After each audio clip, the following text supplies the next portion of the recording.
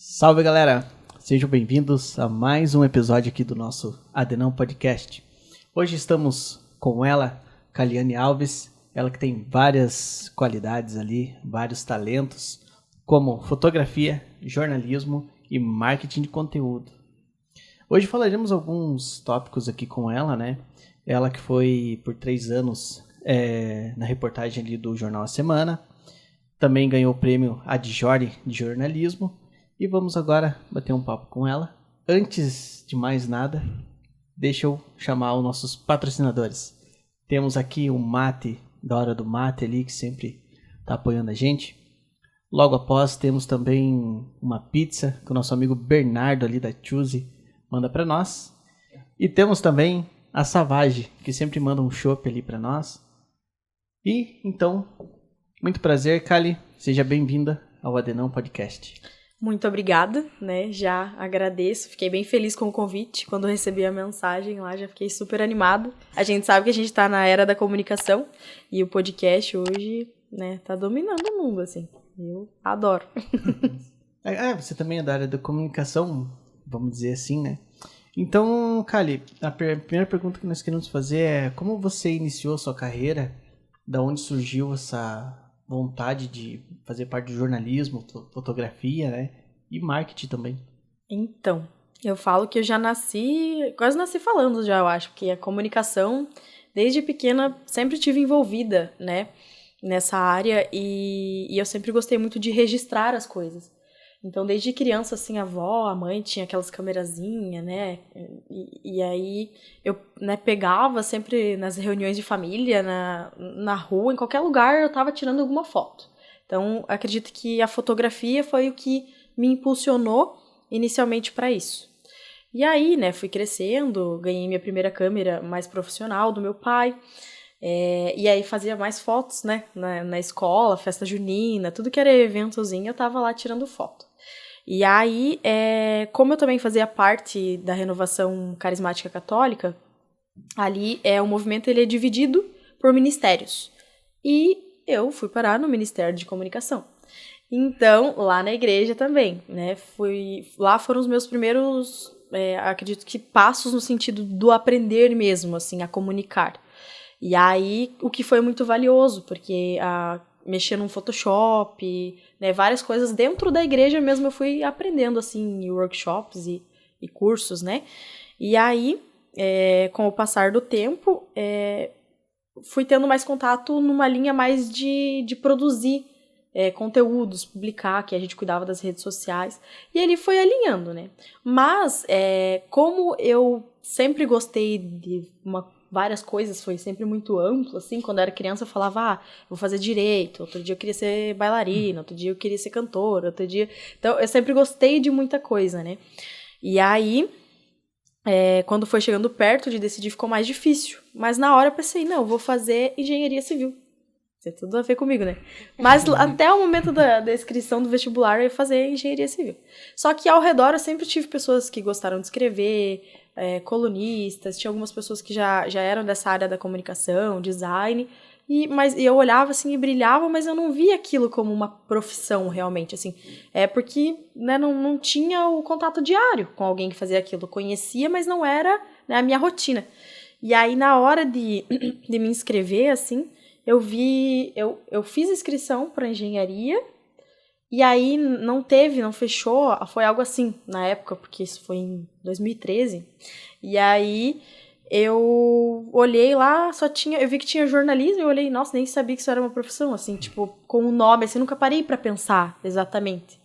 E aí eu pensei, mas eu achei legal isso, vou pesquisar. Aí eu olhei, falei para os meus pais, na hora eles pensaram, nossa, nada a ver, porque também ninguém conhecia, ninguém tinha convivido, né, com algo ali do gênero. E aí foi quando eu me inscrevi pro vestibular e foi a melhor coisa que eu fiz na minha vida, assim, porque como eu sou muito curiosa, então às vezes eu quero saber o lado, como a gente tava falando antes ali, da ciência, da bobeira, de qualquer coisa eu quero saber todas as coisas. E o jornalismo, ele me possibilita isso, porque ao mesmo tempo que eu posso tá numa sala de aula, eu posso estar num hospital, eu posso estar numa penitenciária, eu posso estar numa obra, eu posso estar em todos os lugares. Eu não vou agir, não vou atuar naquilo, mas eu vou contar sobre aquilo. E isso preenche e sana a minha curiosidade. Então aí, em momento algum, assim, né, durante a minha passagem, a gente tem algumas incertezas, né, algumas dúvidas, mas eu sempre soube que aquilo ali, eu nasci para fazer aquilo, sabe, para me comunicar a boa nova. E aí, ao longo disso, né, a gente, né, fui aprendendo, né, a profissão, então comecei com a fotografia, aí na época eu era jovem aprendiz, na época que eu estava na escola, saí para estudar para o vestibular, acabei sendo chamada para trabalhar num estúdio de fotografia aqui na cidade. Aí, na época da escola, porque o diretor indicou, né, como eu fazia algumas fotos na escola, ele falou, tem uma moça que gosta, eles estavam precisando, daí me chamaram. Aí, trabalhei 4 anos lá no estúdio de fotografia, e assim por diante, né, daí depois de lá já fui pro jornal, sempre na área da comunicação. Que rodeou a vida inteira, né? Comunicação e a construção civil. Porque tudo, o meu pai é dessa área, né, e aí por isso que eu pensei, mas comigo não tinha nada a ver. Se eu não me engano, acho que eu lembro de você naquele ali do lado da Novo Pão, né? Na esquina ali da Colombo, isso mesmo. Eu lembro que eu passava todo dia pra ir pra escola à tarde ali, que ele tava lá no balcão. Foi basicamente 4 anos que eu trabalhei lá. Um tempo considerável, né? Eu falo só, cara, assim, minha coluna é de 80 anos também, né? Tudo. Kaliane, você sempre teve essa habilidade, essa destreza de falar bem, assim, se comunicar, ou foi desenvolvendo no decorrer da tua carreira? Ou lá no período que você também estava em grupos, né, de jovens da igreja, teve algum envolvimento assim com teatro, com artes, para poder... Ou já é natural essa forma de comunicar? Então, sempre foi. A comunicação, ela sempre esteve presente na minha vida. Porque eu já pendia para esse lado, justamente, de humanas total e artes, assim. Então, quando eu era criança, eu fazia teatro, né? A gente tinha alguns cursinhos, dança, música, piano. Tipo, de manhã eu estudava, mas à tarde também, todos os dias eu tinha alguma atividade extracurricular. Só que era tudo envolvido, né? Arte e nesse sentido. E aí, me comunicar sempre foi muito fácil. Só que a gente acha que sabe, se tratando de profissão. Tipo assim, eu achava que eu sabia super escrever quando eu saí da escola ali, né? Que eu gostava. Não que eu soubesse, mas eu tinha uma afinidade. E aí, quando você chega na profissão, aí chega lá na sala de aula mesmo, pra focar naquilo, você vê que você não sabe. Você gosta daquilo, só que são muitas técnicas, porque não é só ir lá e falar, não é só ir lá e colocar qualquer palavra, porque nós, jornalistas, nós não somos formadores de opinião, nós somos mediadores da informação. O meu papel é só dizer, aqui eu tenho uma cuia de chimarrão e ela está aqui. Aí eu vou perguntar, você acha o que disso? Você acha o que disso? Só que eu não posso falar o que eu acho. E aí eu vou falar, ela disse isso, ele falou aquilo e o outro falou aquilo. E aí vocês vão decidir o que vocês acham, né, de qual caminho é o melhor a seguir. Então eu só medio. E aí para você entender esse processo é bem difícil, assim. No início, quando eu entrei no jornal, principalmente porque lá na teoria também às vezes é tudo lindo, tudo maravilhoso. Mas na prática, né, a gente acaba peleando um pouquinho. Então quando eu entrei no jornal, apesar de eu me comunicar, conversar, né, gostar de saber, né, histórias e tal, eu tinha vergonha de perguntar. Assim, aí às vezes eu chegava, só que eu tive uma sorte muito grande, porque, que nem eu brinco, pessoas boas, se você é uma pessoa boa, pessoas boas vão entrar no seu caminho, né, independente se alguns acidentes aconteçam no percurso.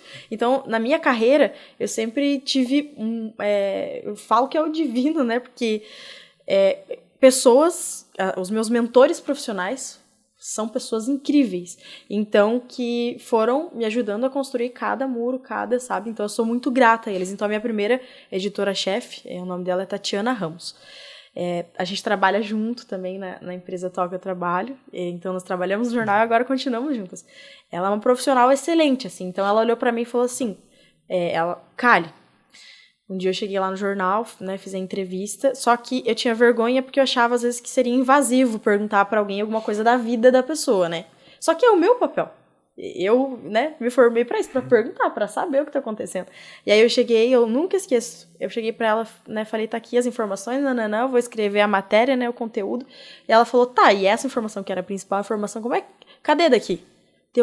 Mas, né? E a vergonha de perguntar. E senti que estava invadindo a vida da pessoa. Ela falou assim, olha, se você não pergunta, você não é jornalista, então eu não sei o que você está fazendo aqui. Aí eu, opa, né? Só que, assim, foi uma das maiores lições da minha vida, porque eu precisava perguntar. Só que a vergonha, às vezes, era tão grande ali, né? Só que ela, né, falou nesse sentido com carinho, assim, né? Mas resumindo, foi mais ou menos isso, né? E aí, né, que eu despertei, poxa, eu tenho que criar coragem. Então, nessa parte foi um pouco difícil. Mas me comunicar, eu sempre fui, né, mais brincalhona, tava nos grupos lá, nos grupos cá, assim, né? Foi meio que um toma. Foi. E a vida... E precisa, na verdade, às vezes, não toma, assim. Eu sou o Gabi, aqui do meu lado está a Pri. Eu não apresentei você. Não, agora vai. Então deixa eu fazer isso agora. Nosso amigo itinerante lá, o Guguinha. Meu Deus. Agora foi, deixa. Agora foi, vai assim. É que a minha cabeça foi tão automática, O pessoal cara, já que eu nem deve, pensei. o pessoal que acompanha nós deve saber quem é quem, eu acho. Então, A Pri ficou olhando e a Pri já estava já com o discurso pronto para dar bom dia, boa noite. desculpa. E o Guga também já estava. Mas então, vamos tocar de ficha aqui. Porra, eu tinha ensaiado, velho. Ainda bem que é gravado, né? Quero perguntar ali sobre a fotografia.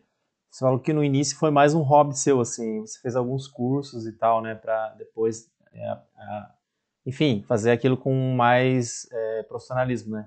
Você aprendeu lá também no teu curso de jornalismo ou você foi já buscando por conta, assim, a fotografia e daí depois viu que essa ferramenta é uma das ferramentas, né, do jornalismo, né?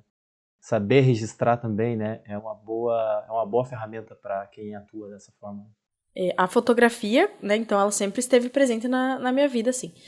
E eu entrei no curso de jornalismo visando justamente o fotojornalismo.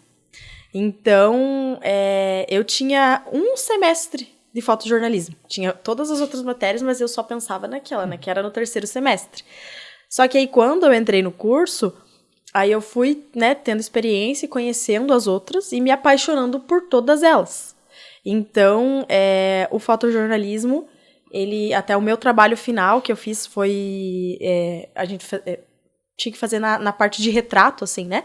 Então, eu fiz retratos dos idosos no asilo aqui, tinha todo o contexto, uma história.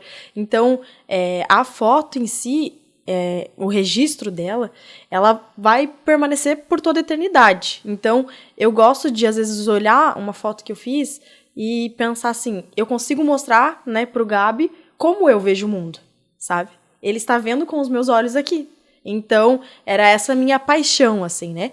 E aí, os outros conteúdos do jornalismo foram, né, se misturando ali ao decorrer dos semestres. Mas, como diz, eu me formei como uma profissional multimídia, porque a gente aprende reportagem, né? Só que a reportagem escrita, de jornal, a reportagem de TV, né? Que seja áudio, né? Podcast, por exemplo. Então, em todos os setores do jornalismo, que foi um pouquinho difícil para eu poder saber qual área eu queria seguir também. Porque tem assessoria de imprensa, tem marketing, tem só fotografia, tem, né, inúmeras possibilidades. E aí foi onde essa mesma editora-chefe falou assim, Kali, você precisa experimentar, né? Então, você é nova na área, você precisa fazer um pouco de cada uma dessas funções para você saber qual tu vai gostar mais. E eu sempre falava, o marketing, eu não quero. Eu assisti as aulas lá na faculdade, até fui com 10, mas eu olhava assim, gente, eu não vou trabalhar com isso na minha vida. Eu pensava assim, né, porque eu olhava as outras áreas do jornalismo e ficava ali, uau! E aí, então, foi quando eu tive a experiência lá no estúdio com a fotografia, passei lá pro jornal, continuei atuando muito com a fotografia, porque como eu sempre gostei, então eu dava um jeito de envolver. Aí lá eu entrei para ficar na parte do jornalismo online, inicialmente, né, coordenar ali o jornalismo online, que seria o site. E aí, consequentemente, claro que por mão de obra, a gente está numa cidade pequena também, né, então eu também atuava no impresso, produzia reportagens e tudo mais também. E aí, nessa época do online, para a fotografia permanecer ali, eu fazia as fotos dos, né, entrevistados, das matérias, dos eventos, do que estava acontecendo, mas também na época eu criei um quadro chamado Fotos do Dia. que era o que sanava a minha alegria de sair pelas ruas fotografando, né, os pássaros, as árvores, as pessoas, as coisas. Então, toda terça e quinta tava eu lá na rua capturando alguma coisa. Então, aí eu vim carregando. Né, com o passar do tempo, ali, quando eu mudei todo o processo da minha vida pessoal, eu também tive que focar na minha vida profissional também. Então, aí, ali nesse período, foram 3 anos no jornal, especificamente com reportagem. Auxiliei em algumas coisas ali comerciais também, né, alguma experiência, marketing ali no jornal começou também a caminhar na minha vida, mas ali o foco era a reportagem. E foi onde eu só confirmava, estou no caminho certo, porque aqui eu pude ter contato com muitas pessoas da cidade, assim, e conhecer a vida delas, conhecer a história delas, a rotina delas, e isso é encantador, é impagável, porque às vezes uma palavra que alguém fale pra você, tipo, vai mudar o percurso da tua vida. Então isso aconteceu várias vezes comigo, às vezes, né, a gente não tá legal ou algo assim, você chega, conversa com alguém, você tem aquele estalo, opa, vou seguir por esse caminho aqui, interessante. Então esse período no jornal pra mim, eu cresci tanto como, né, profissional quanto pessoa.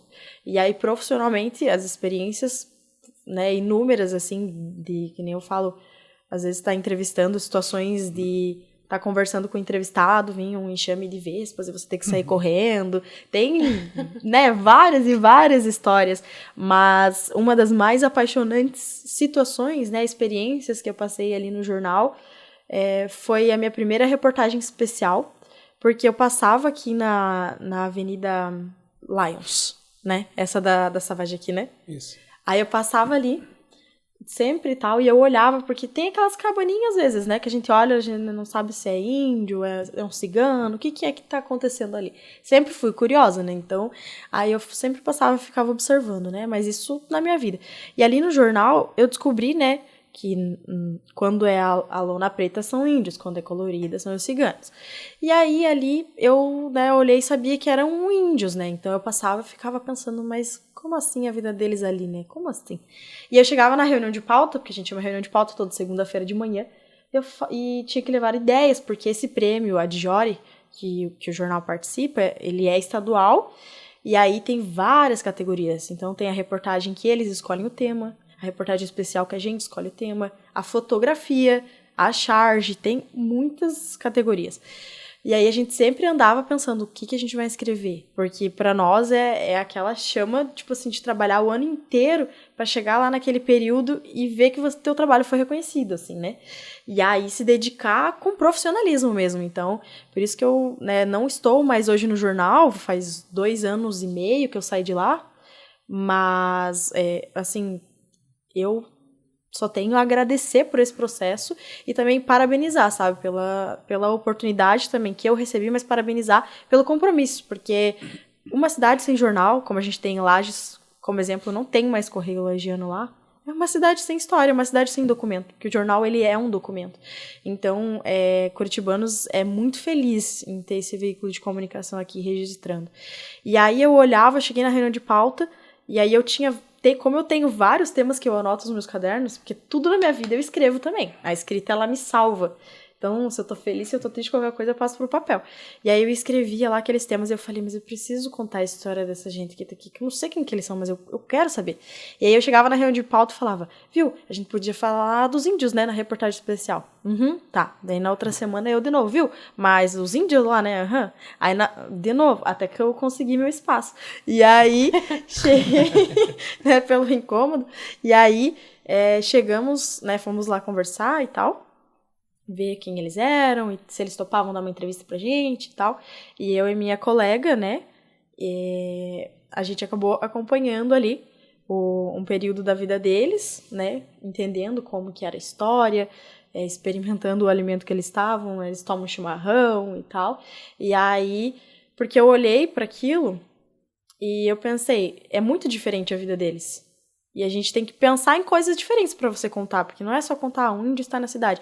Mas nós, querendo ou não, nós somos escravos do relógio, do tempo. Então, eu olhava e pensava, eles não são escravos do tempo, eles vivem com uma liberdade diferente. E aí, justamente, o nome da reportagem, né, especial que horas são. Porque era justamente, tipo, como eles vivem à deriva do tempo, era pra saber. E aí essa foi a minha primeira reportagem especial, e isso em 2018, foi no ano que eu me formei, 2017, 2018, a gente escreveu ela no prêmio, e ela foi eleita a melhor reportagem do ano no estado, na Diori. Então, assim, eu sempre me dediquei muito nesses trabalhos que eu fiz. E a minha editoria principal ali, que eu amo fazer, né, porque eu continuo sendo jornalista, não de redação, mas é a matéria especial, é esse olhar diferente para o mundo, sabe? Eu gosto de olhar e saber que tem algo a mais do que o superficial, do que o raso, existe profundidade nas coisas. Então, como jornalista, é isso que eu gosto de retratar, assim. E no jornal, né, tive muitas experiências felizes com isso, assim. Que joia. Você iniciou no jornal que ano? 2017. Então já estava meio no período de o pessoal consumir mais conteúdo online, né? Eu já entrei pro digital. Tipo, a ideia do jornal me levando para lá era fluir conteúdos online, né? Tanto que o jornal foi crescendo, né, desse período em diante, assim, questão de audiovisual, né? Teve períodos que a gente tinha ali reportagens diárias em vídeo, né, vários outros pontos, né? A ideia era essa, focar na comunicação digital.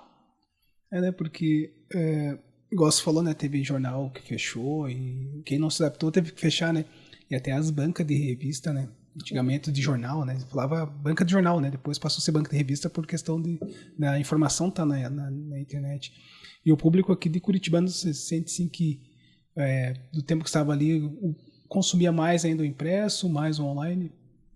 Então, na verdade, o impresso ele é bem cultural aqui da nossa região. Claro que com o tempo também diminuiu até mesmo o número de exemplares circulados na cidade, mas o pessoal, de alguma forma, naquele período, né? Então, isso de 2 anos e meio para cá, eu já não tenho essa ciência, né? Mas até então, o pessoal tipo, ele é cultural, principalmente para os mais velhos. Chegar sexta-feira, tu, né, vai tomar teu cafezinho da manhã, teu chimarrão, lendo o jornal. Mas diminuiu, assim como também aumentou, né, exponencialmente. Não tenho nem números para dizer, né, a quantidade de visualizações nas páginas, no site, enfim, né? Mas realmente o impresso, ele precisa se reinventar para ele permanecer. Porque se for só para contar algo factual, tu acaba de receber no WhatsApp instantaneamente. Então, o impresso, ele precisa desse cunho mais especial, assim como essa reportagem, por exemplo, que eu citei anteriormente. Você precisa de uma produção maior. Ele tem que se tornar entre aspas, um revistão, com mais conteúdo, mais completo. Porque senão não faz sentido, né? Pensando na atualidade que a gente vive hoje, assim. Não, pode cortar essa parte, ficou redundante, a atualidade de hoje. Pensando na atualidade, né, com a internet. Não, mas até é interessante isso, porque esses dias eu falei para meus filhos, tem o Windows deles, mas o que é o Windows? Tipo, eles não sabem o que é o Windows. A gente, né, o computador já eles não têm tanto acesso ao computador, é mais smartphone, né? As telas, né? E eu até falo, como eu sempre gostei da fotografia, teve um período que eu tinha uma coleção de câmeras. E aí, uma das minhas câmeras era a primeira câmera digital, né, inventada. Então, como que ela era? Não era como é que chama? Um cartão de memória, né?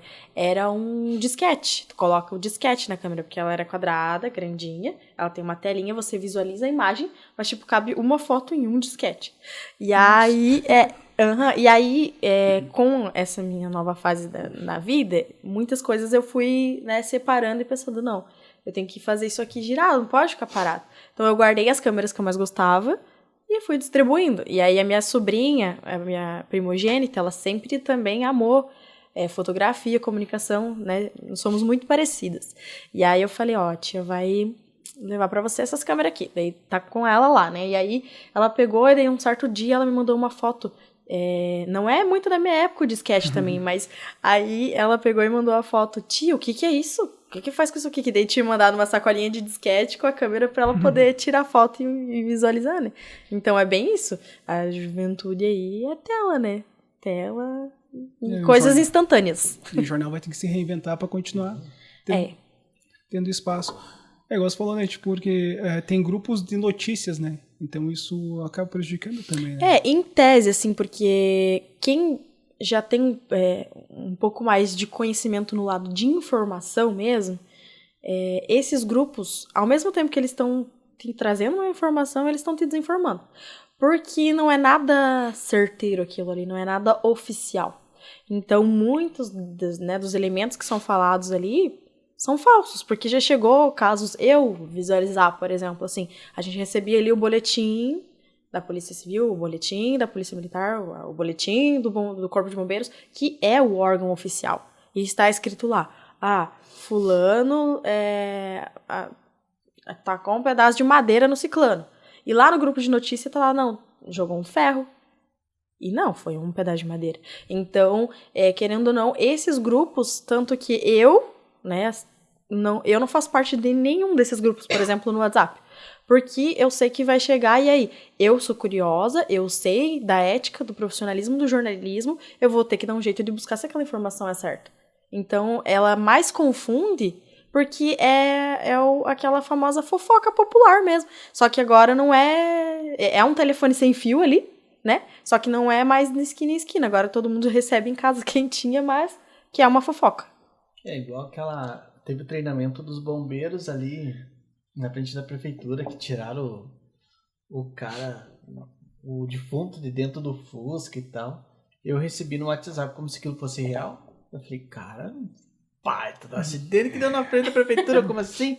Mas essa semana, eu acho que o Tereza recebeu um helicóptero.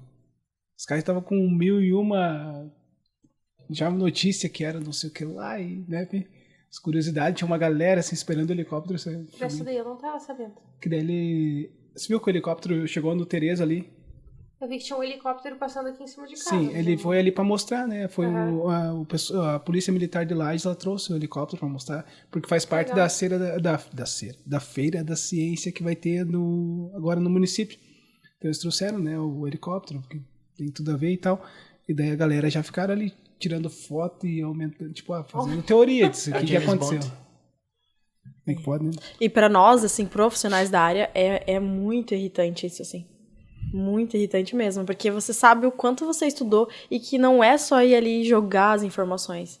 Porque a gente tem que escrever, desde um processo do texto ali, a gente escreve um exemplo, né? Na estrutura do texto, lead, que a gente chama, não sei se vocês já ouviram falar sobre isso, né? Até na faculdade a gente tinha um talk show, brincando com esses ditos populares, que era o não há quem lide, né? Porque a gente fala, não há quem lide com aquilo. No nosso caso, a gente tem uma tradução, mas o lead, ele são as 6 perguntas principais, elas têm que ser respondidas no primeiro parágrafo de um texto, né? Que é o que, quando, onde, como, quem e por quê. E aí, você tem que responder ali no primeiro parágrafo. Assim como o restante do texto, você tem que ter inúmeras outras informações. Você tem um estudo inteiro para estar ali, para alguém simplesmente fazer uma página ou o quê e estar divulgando ali, né, informações. Então, isso pra gente, eu, né, como jornalista, isso sempre me doeu bastante. É justamente isso, porque eu não sei se você, como jornalista, provavelmente você não vai pegar uma notícia sem antes investigar e publicar. Mas pode acontecer isso, tem bastante gente que se retrata, né? E para vocês, assim, digamos que são profissionais da área, tem algum registro, acontece algum tipo de penalização, alguma coisa assim, algum gancho da profissão, se você chegar de publicar uma mensagem, um texto, uma notícia falsa? É que a penalização é o processo, né? Porque assim, aí vai lá, eu falo, né, um exemplo assim, tá falando do helicóptero, tá? Então, o Gabi seria, eu vou lá e publico assim, o Gabi estava jogando, né, enfim, arremessando drogas pelo helicóptero, e não era ele. Aí eu fui lá e coloquei aquela informação, então a penalização ela vem através do processo de quem se sentiu lesado com aquela informação. Não tem um órgão oficial que vai te penalizar por aquilo, mas é quem se sentiu lesado, né? Então, sempre vai ter, porque ali você vai contar os 2 lados da história. Então, por isso que precisa ser super oficial, né? E aí tem, né, inúmeros cuidados quando se trata de assuntos mais jurídicos, né? Na justiça, a editoria da polícia, principalmente, que é o que dá mais problema, assim, né? Mas vem em forma de multa mesmo. Indenização com quem se sentiu lesado. No bolso. Na verdade, existem 3 verdades, né? A minha verdade, a tua verdade e a verdade. Só que eu penso assim, esses grupos assim que existem, na verdade, eles justificam a existência de um jornal. Porque se eles fizessem isso com maestria, com eficiência, para que jornal? Entende? Ele seria então, o jornal. Ele seria o jornal. Então, eu acho que não valida, não, sabe? Uma coisa justifica a outra. Vai gerar boatos? Vai. Pessoas vão entrar em pânico? Vão. Mas aí vem né, pessoas capacitadas ou profissionais que vão trazer uma outra linguagem, vão ver se aquele fato realmente é verídico e tal. Eu acho que não... com o avanço dessa informação... Com o avanço dessa informação, isso é inevitável, né?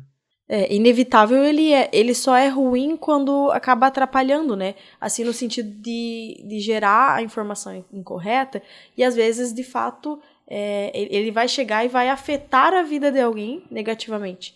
Então, porque normalmente, com a informação incorreta, até você remediar aquilo...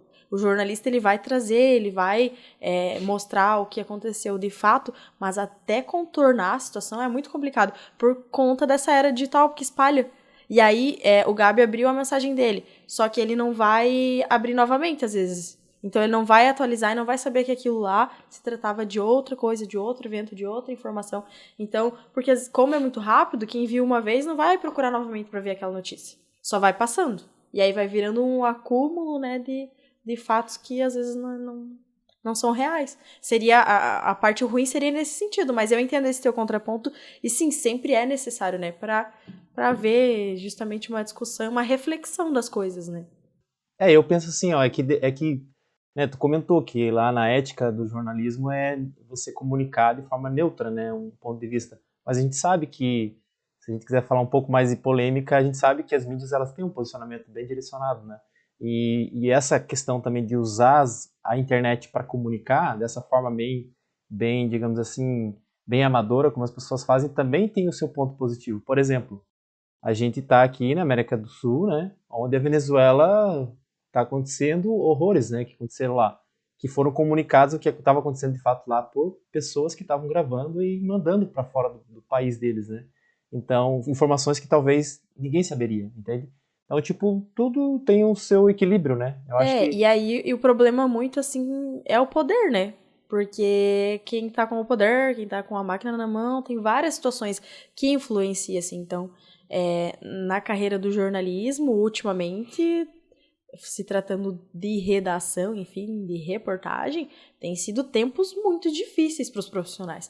Então, eu não estou efetivamente nessa área, eu estou numa outra vertente do jornalismo, né?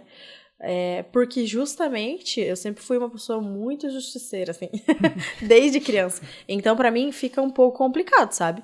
Essa questão de poder.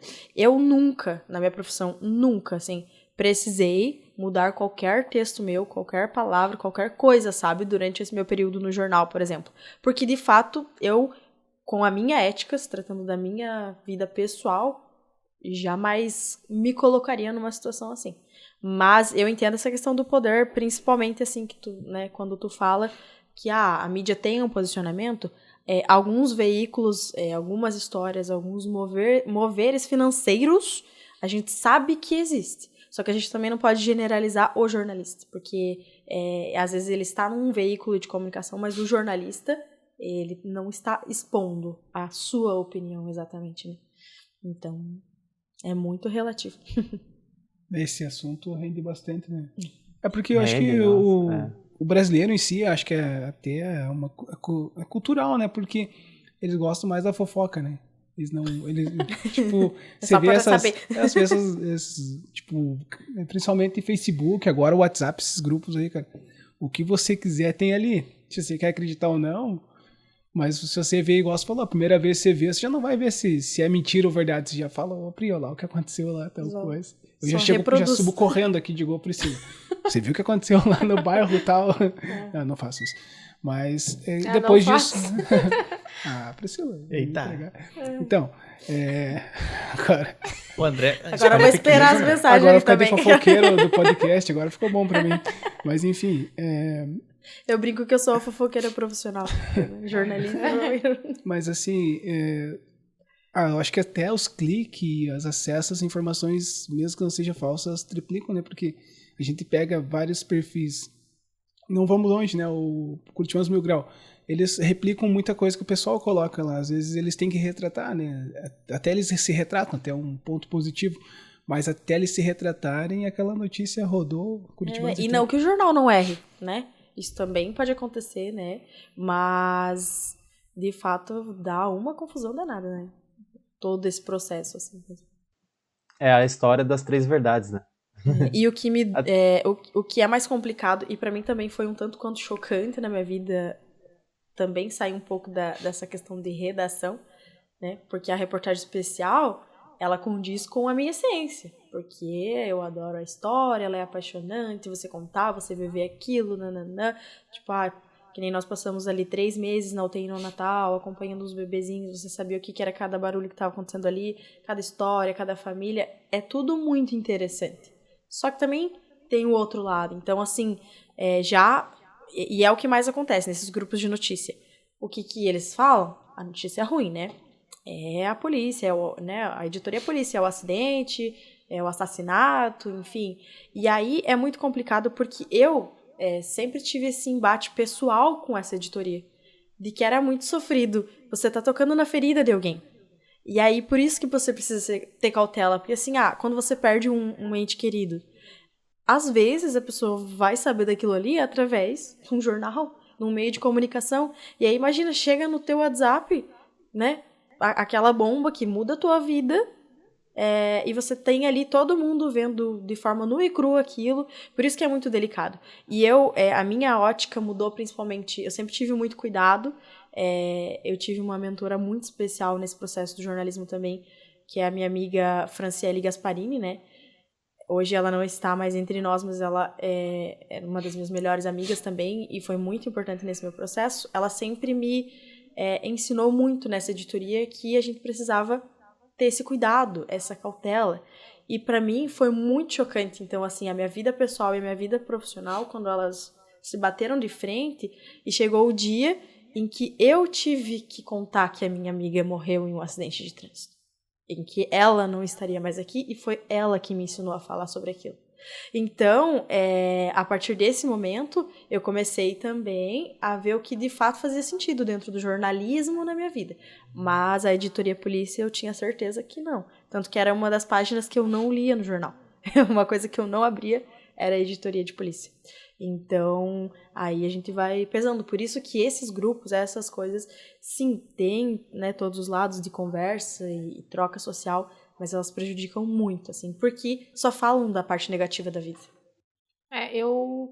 Isso é uma coisa que me incomoda bastante também, sabe? Ver que a desgraça, que o acidente serve de entretenimento para as pessoas, sabe? Eu acho isso um absurdo, porque é um desrespeito com a pessoa que morreu, que sofreu um acidente, é um desrespeito com a família, né? Então eu acho assim, passou por um acidente, não pega o celular para tirar foto, não tem que ficar tirando foto, filmando, mandando pros outros, sabe? Eu acho isso um absurdo, assim.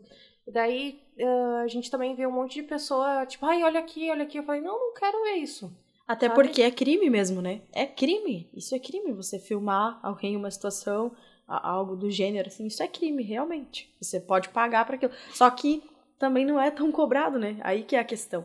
Então, né, particularmente, eu amo o jornalismo como um todo, mas essa área eu abomino, assim. Que foi uma das partes mais chocantes que eu passei na minha profissão, né? Quando chegou esse dia. Então, por isso que eu decidi ir para o outro caminho também. Kali, né? Que você falamos bastante sobre jornalismo, né? E como foi a sua transição dos trabalhos jornalísticos para o marketing? Primeiro de tudo, a gente, né, quando você é novo ali na profissão, você vai testando, né, um pouco de cada área e tal. Só que a vida da gente também vai cobrando, né? A gente quer crescer na vida, enfim, você quer, né, atingir alguns objetivos. E eu sabia que eu precisava me mexer para, né, ingressar ainda mais na vida adulta, né? Porque aí você se formou e tal, você tem que se virar na vida também. E aí eu sabia, né, precisava crescer, principalmente financeiramente. E aí ali eu tinha um limite, né? Não tinha mais para onde eu ir. Foi quando eu comecei a estudar as possibilidades. Só que aí eu pensei, poxa, curitibanos, o que eu vou fazer aqui? Né? Nessa área, assim, é muito difícil. Mas na época, ali em 2018, mais ou menos, a gente já conversava sobre produção de conteúdo, porque foi mais ou menos uma época onde começou a disseminar nas redes sociais, as empresas começarem a publicar coisas, e aí a gente começou a refletir, poxa, isso é um trabalho. Então, precisa comunicar aquilo profissionalmente também. E aí foi onde, na época, a minha amiga, né, hoje, ela faleceu, a Franciele Gasparini, ela começou a estudar mais sobre essa área, a gente conversava muito. Então, ela trabalhava no jornal comigo também, ela saiu do jornal para trabalhar especificamente com isso. E aí, nesse processo, ela foi me inspirando para tal, né? Mas a vida, né, tem o seu curso, a gente não entende muitas vezes o porquê, enfim. Ela acabou falecendo e nesse processo eu me senti um tanto quanto perdida, porque aí, como eu falei, a gente tem os nossos mentores profissionais também e da vida. E aí eu passei um tempo refletindo que eu sabia que eu precisava mudar, mas eu estava congelada a partir do momento que eu perdi ela, porque esse em específico, esse episódio da minha vida, essa foi a minha primeira maior perda. Então, de proporção, porque o amor, como eu digo, cada pessoa, enfim, tem uma proporção de amor. E essa tragédia, ela impactou muito a minha vida. A partir do dia que eu a perdi, eu comecei a ver a vida em câmera lenta, que aí entra também num processo que mais tarde eu tive que parar para viver esse luto. E aí eu fiquei meio perdida naquilo, né? Então, eu fiquei mais ou menos 1 ano e meio, quase, ainda no jornal, depois que ela faleceu, até eu decidir, não, eu vou sair e eu vou trabalhar com a produção de conteúdo, assim como ela já estava me inspirando a fazer, vou dar sequência, né, manter ela viva de alguma forma, eu pensava também na época, né, e aí foi quando eu, né, decidi, não, vou sair do jornal, é a hora certa, e trabalhar com marketing, que eu achei que eu nunca ia trabalhar na vida antes, né? Que eu pensava lá na época da faculdade. Mas eu vi que era uma das áreas que mais rentabilizava, né? E atualmente, né, rentabiliza. E aí, eu falei, então, já que eu quero crescer profissionalmente, aqui não tem espaço, mas eu vou começar a fazer isso. Saí, né? Já tinha alguns contratos e tal. Só que durante esse período aí, que eu perdi a Fran, de janeiro de 2019 em diante, eu vi que tinha alguma coisa estranha na minha vida. Só que eu não sabia identificar o que. Porque durante toda a minha vida, eu fui um robô, emocionalmente falando. Hoje eu sei. Então, eu não tinha emoções para determinadas situações da vida como um ser humano tem, ou seja, uma formatura, ou seja, um casamento, ou seja, aquilo para mim era como cumprir uma tabela que eu tinha que ir lá, checklist e continuar. Não que eu não ficasse, eu não sabia ainda, não sei definir se essa palavra feliz, não era que eu não estivesse bem quanto aquilo, só que eu não sabia identificar. Só que hoje eu sei disso, na época eu não sabia, eu só estava vivendo repetidamente ali. Então aí quando ali eu perdi a Fran, aquilo ficou estranho. Só que aí, em sequência, eu também passei por um outro processo com a minha avó, né? Então, ela morou a vida toda, né, do ladinho da minha casa e tal. E aí, nesse mesmo ano, ela teve 3 AVCs. E aí, a gente cuidou dela, né, a família toda, enfim, durante 7 meses, na cama, banho, fralda, comida na boca. E aquilo, mais uma vez, mexeu muito mais comigo, né? Porque a minha avó era meu tudo também. E aí, eu tava estranha. Só que eu também não sabia que eu tava estranha, entre aspas, vamos dizer, eu não sabia, eu não identificava, porque vamos seguir. Aí, no jornal, a minha rotina ela era bem frenética, plantão. eu fazia plantão de segunda a domingo seguido, né? Era uma correria, era aquela coisa. Mas eu ia alimentando aquilo ali pra ir tapando, talvez, os vazios que eu tinha na minha vida e não identificava. E aí, quando a minha avó faleceu, né, em dezembro de 2019, aí eu fiquei mais perdida ainda, só que eu ainda não sabia. E aí foi quando eu comecei a falar, eu preciso sair de jornal, tem alguma coisa errada acontecendo, e eu comecei a achar que o problema estava na minha profissão. Eu achei que, por um instante, eu pensei, acho que eu fiz a escolha errada, o que está acontecendo e tal. E aí, passou janeiro, e eu com aquele questionamento, eu vou sair. Chegou em fevereiro, eu pedi a conta. E aí, só que eu já tinha organizado, porque eu também precisava ter uma renda, então eu não podia sair de qualquer jeito, né? E aí, então, né, fui lá, fiz alguns contratos e tal, e fui começando. Eu estava muito feliz com essa mudança, porque eu ia ganhar mais, enfim, ia evoluir, só que tava errado. E aí, foi indo dia após dia, e eu fui começando a ter, tipo, umas crises, assim. Tipo, eu tinha que ir lá fazer algumas fotos. Gente, eu amo fazer foto. E aí chegava na hora, me dava um desespero, eu começava a chorar, me dava uma tremedeira, eu não conseguia me mover do lugar. Começou assim, basicamente. Mas internamente eu já me sentia estranha, um ruim, uma angústia, vamos definir como uma angústia, vamos pensar assim, durante todo esse 1 ano, porque aí foi toda uma turbulência essas perdas, porque, né, eu perdi alguém que faleceu bruscamente e alguém que faleceu lentamente. Então foram 2 visões de mundo que eu não tinha, e aí na hora, né, caiu no colo e eu tive que começar a observar o que era aquilo. E aí, então, fui trabalhando mais desgostosa na vida no geral, e aquilo começou a me travar, né? Então, eu tenho algumas partes, na verdade, desses processos que eu não lembro exatamente porque eu tive como se fosse um apagão ali, né, nesse meio tempo. Mas eu sei que eu estava me sentindo triste, fui me sentindo triste, e aquilo foi agravando. Então, aí eu tenho... meus amigos começaram a perceber, né, a minha família, o que está acontecendo com o Cali e tal. E aí eu tenho uma amiga que ela é psicóloga, a Jéssica Borges, ela foi bem importante nesse processo, porque um dia eu tava numa crise dessas e eu falava, eu não tô bem, e ela via como psicóloga, ela já tava sabendo que tinha algum processo acontecendo. E ela foi lá em casa e eu lembro que eu tava lá na cama, desesperada, eu não conseguia levantar. Era como se tivesse um elefante branco em cima de mim, né? Como a gente diz, da doença. Que eu já vou chegar lá, mas é um elefante branco. É como se é um peso inexplicável que você não se move da cama. Você não se move. E você fica ali, né, inerte, parado, sem conseguir pensar em algo, projetar algo ou viver algo do passado. Você fica preso numa caixa. E aí ela tava lá e ela falou, não, você vai pra psicóloga e deu. Porque até então, na minha cabeça, pra que, né? Você posso conversar com Deus? Como assim, né? Tá tudo certo. E aí ela falou, não, você precisa de ajuda profissional e você vai ligar agora e vai marcar na minha frente e você vai. Só que eu já tava lutando fazia um tempo sobre aquilo, que eu não preciso, né? Não preciso disso. E aí foi quando eu liguei pra minha psicóloga, né? E aí marcamos, eu fui na primeira sessão de terapia, sem saber o que falar, como agir, porque eu nunca tive a experiência. E aí, ali eu joguei todo esse peso para meu âmbito profissional. Eu lembro muito que eu sentei nas primeiras consultas e eu falava, não, que o meu problema é profissional, porque eu deveria ser mais feliz lá na minha profissão, porque não é minha profissão isso, porque minha profissão é aquilo. E no fim das contas, não tinha nada a ver com a minha profissão. Era com a minha vida inteira, que era, né, toda cheia de caminhos ali que eu fui deixando e não fui vivendo. Não vivi nada. Tipo assim, a separação dos meus pais, eu não vivi. Não sei o que, não vivia, porque eu focava na razão. Assim, a razão, eu tenho que seguir aquele caminho sempre ali, ajudar todo mundo, e depois eu vejo o resto.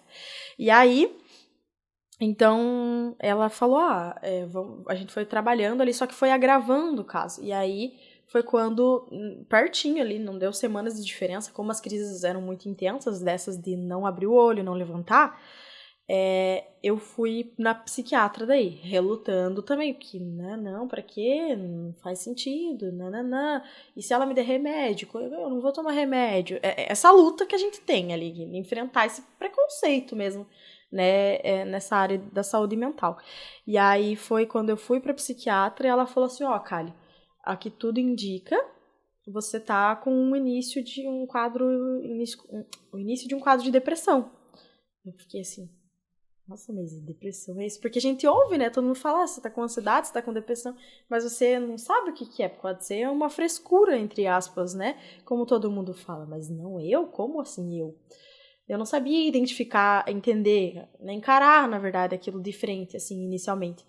E aí eu fui vivendo, só que foi ficando mais intenso, ao ponto de literalmente, nesse caso, assim, eu lembro que eu acordava pela manhã, então eu demorava muito pra levantar. Digamos, pra ir no banheiro, um exemplo. Eu sabia que eu tinha que ir no banheiro, que meu corpo pedia pra ir no banheiro, mas eu não levantava o meu corpo. Então, aí nesse período, eu passei a não levantar de forma alguma, né? Porque aí eu fui entrando num quadro de depressão profunda. Então, eu não comia, assim, tipo, tinha mês que eu emagrecia 8 quilos no mês, eu só chorava escandalosamente em casa, o choro, ele era muito contínuo, assim, né? E aí todo mundo desesperado, porque a gente nunca passou por um processo daquele, oficialmente na família, que parassem e olhassem, porque com toda certeza, né, num histórico familiar que hoje a gente sabe, várias pessoas já passaram por várias situações, mas nunca ninguém parou e olhou para aquilo que estava acontecendo. Então, todo mundo estava perdido. E eu era entre aspas, ali, a perfeitinha, que sempre fazia tudo certo, que tananã. Então, como que a Kaliane tá desse jeito, né? E aí, até quando a gente conversava, trocava umas ideias ali no início, quando tu falou pra mim, e as pessoas, né, elas falavam que ela era frescura, o que que era. Então, sim, as pessoas olhavam pra mim e falavam assim, Kaliane, você tem... casa, você tem apartamento, você tem um noivo, você tem isso, você tem tudo, você não pode estar desse jeito. Ou, depois que eu tive meu diagnóstico, as pessoas olhavam de dentro de casa, assim, já aconteceu de pessoas olharem pra mim e falarem, poxa, você, perto de mim, você não fale sobre o assunto, você não fale que você toma remédio, você não fale que você faz tratamento, que não fale perto de mim. Então, as pessoas, elas são muito duras. Só que eu tive a graça de ter uma consciência muito forte quanto a esse assunto. Porque quando você fala isso pra alguém que tá numa situação dessa, ela tá fragilizada. Você vai deixar ela mais vulnerável ainda. Então, essa minha razão anterior, ela ainda me ajudou de alguma forma a ter uma consciência um pouquinho mais, uma maturidade mais rápida no assunto. Só que a maior parte dos pacientes, eles se perdem muito e ficam muito, muito, muito tempo, ou a vida toda perdida. E o meu maior medo, assustadoramente, aterrorizantemente, e o porquê que eu levantei e lutei, só que também, como eu falei, não foi fácil levantar, que não é simples só falar, levanta e luta, porque não é assim, foi o fato de que eu tinha muito medo de que alguém tivesse que tomar as decisões da minha vida. De que alguém tivesse que comandar tudo, porque isso poderia acontecer e eu poderia me perder, o que de fato eu me perdi por um tempo e tiveram que dominar a minha estrutura ali. Então, esse medo foi um incentivo, foi um combustível, mas principalmente nessas fases difíceis ali, né, só para ir na linha do tempo certinha, quando eu entrei na depressão profunda, então, que eu não comia, que eu não ia no banheiro, que, né, literalmente eu fazia as necessidades na roupa, que o meu pai abria o meu olho nas manhãs com a mão dele, várias e várias situações assim. Eu tinha muito medo na época, eu não dormia. Nessas fases o dormir era bem complicado, porque eu não dormia porque eu tinha muito medo da sensação de acordar, porque eu não queria acordar. Eu queria que aquela dor acabasse. Porque quem tá em depressão, a pessoa ela não está triste, ou que a pessoa com depressão ela é apática. Ela não tem emoções. E esse é um problema, porque ela não sente absolutamente nada. E não tem horror algum, palavra alguma que defina essa sensação de não sentir nada. Você tá ali, você vê tudo ao teu redor e você não sente nada, nada, nada a não ser uma dor. Uma dor sem fim na alma, no espírito. E aí, quando... e a gente sabe que é um tema muito delicado, né? Por questão, né, principalmente agora, Setembro Amarelo, assim, essa questão do suicídio. Eu sei que o que me salvou foi essa determinada consciência e a fé que eu tinha, assim, porque os meus pais, eles, né, me carregaram no colo, meus irmãos, enfim, todas as pessoas ao meu redor. Eu falo muito, a minha mãe, ela me carregou muito fisicamente, ela cuidou muito do meu corpo, né, ela fazia as comidinhas que eu gostava, ela fazia de tudo por mim, e meu pai me alimentou muito espiritualmente, né, na oração, as conversas. Se eu não tivesse passado por esses processos, talvez eu nunca conhecesse um lado tão grandioso dos meus pais e da minha família, sabe? As histórias deles reais, das vidas deles, os exemplos, as coisas. Então, tudo tem um lado ruim, mas tudo tem um lado bom também. E aí, nesse período, então, né, que eu não dormia, enfim, nessa questão da fé, como eu comentava, eu tinha uma consciência de que se eu fizesse algo contra a minha vida, porque aí eu lembro, assim, que eu me olhava no espelho, e era muito doloroso me olhar no espelho, porque eu não queria estar ali de forma alguma, mas quando eu olhava e eu pensava que qualquer ato, qualquer coisa que eu fizesse, não acabaria a minha dor. Porque eu sempre acreditei na eternidade. Então, de alguma forma, eu brigava com Deus quanto aquilo, que eu também não queria nem acreditar, né? Eu brigava porque você me faz acreditar. Porque eu queria que aquela dor acabasse. E aí, a minha fé e a minha escrita, como eu falo, foram os itens que me salvaram, assim. Porque aí eu pensava, se eu fizesse algo, as pessoas que estavam ali ao meu redor, elas não estariam mais. E a dor, ela não cessaria, eu tinha certeza que continuaria. Então, eu estaria, sei lá, em qualquer universo, ou que exista ou que não exista, mas as pessoas estariam aqui e eu estaria lá sozinha. Então, isso foi o que segurou muito o meu não agir, né, contra a minha vida, exatamente, apesar de algumas situações. Mas, aí, claro que com o passar do tempo ali, eu com o tratamento médico, sempre, né, acompanhamento com a psiquiatra, a psicóloga em todo o processo, desde o início da depressão, o que foi fundamental para eu me salvar. Então, tive que tomar a medicação, e tem até uma frase que fala, que é de um vídeo do Whindersson, se eu não me engano, que ele fala algo que o medicamento é necessário para tapar as feridas daquele momento. É algo do gênero que ele fala. E eu demorei um tempo para entender isso, porque eu rejeitava muito, né? Ter que tomar um medicamento, ter que fazer, né, esse processo medicamentoso mesmo. E aí, então, fomos testando os remédios, né? Tomei alguns e não dava certo, não funcionava, eu continuava naquela condição. Porque o tratamento psiquiátrico, ele é um teste. Cada paciente funciona de uma forma. Então, você vai ter que experimentar aquele remédio. O remédio demora 15, 30, um mês, 2 meses, 3 meses para funcionar. Não é bem assim, não é tipo, tomei e amanhã já tô bem. Então, tomei o remédio, não deu, tomei outro, não deu, nananã.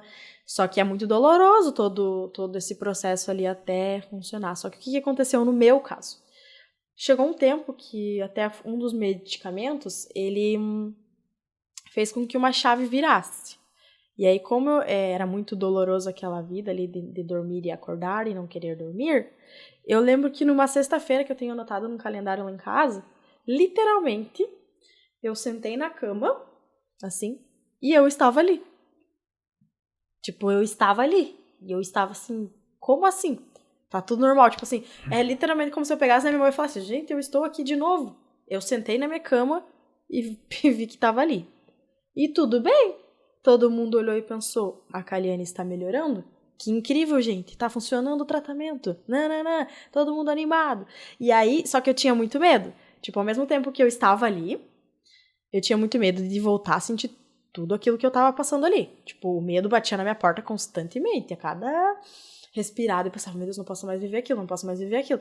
Mas eu tava me sentindo bem. Aí passou a semana 1, e nesse meio tempo eu não estava trabalhando, nesses últimos meses ali mais pesados da doença, porque não tinha nem condição, né? Então, a médica pediu todo o afastamento profissional e tudo mais.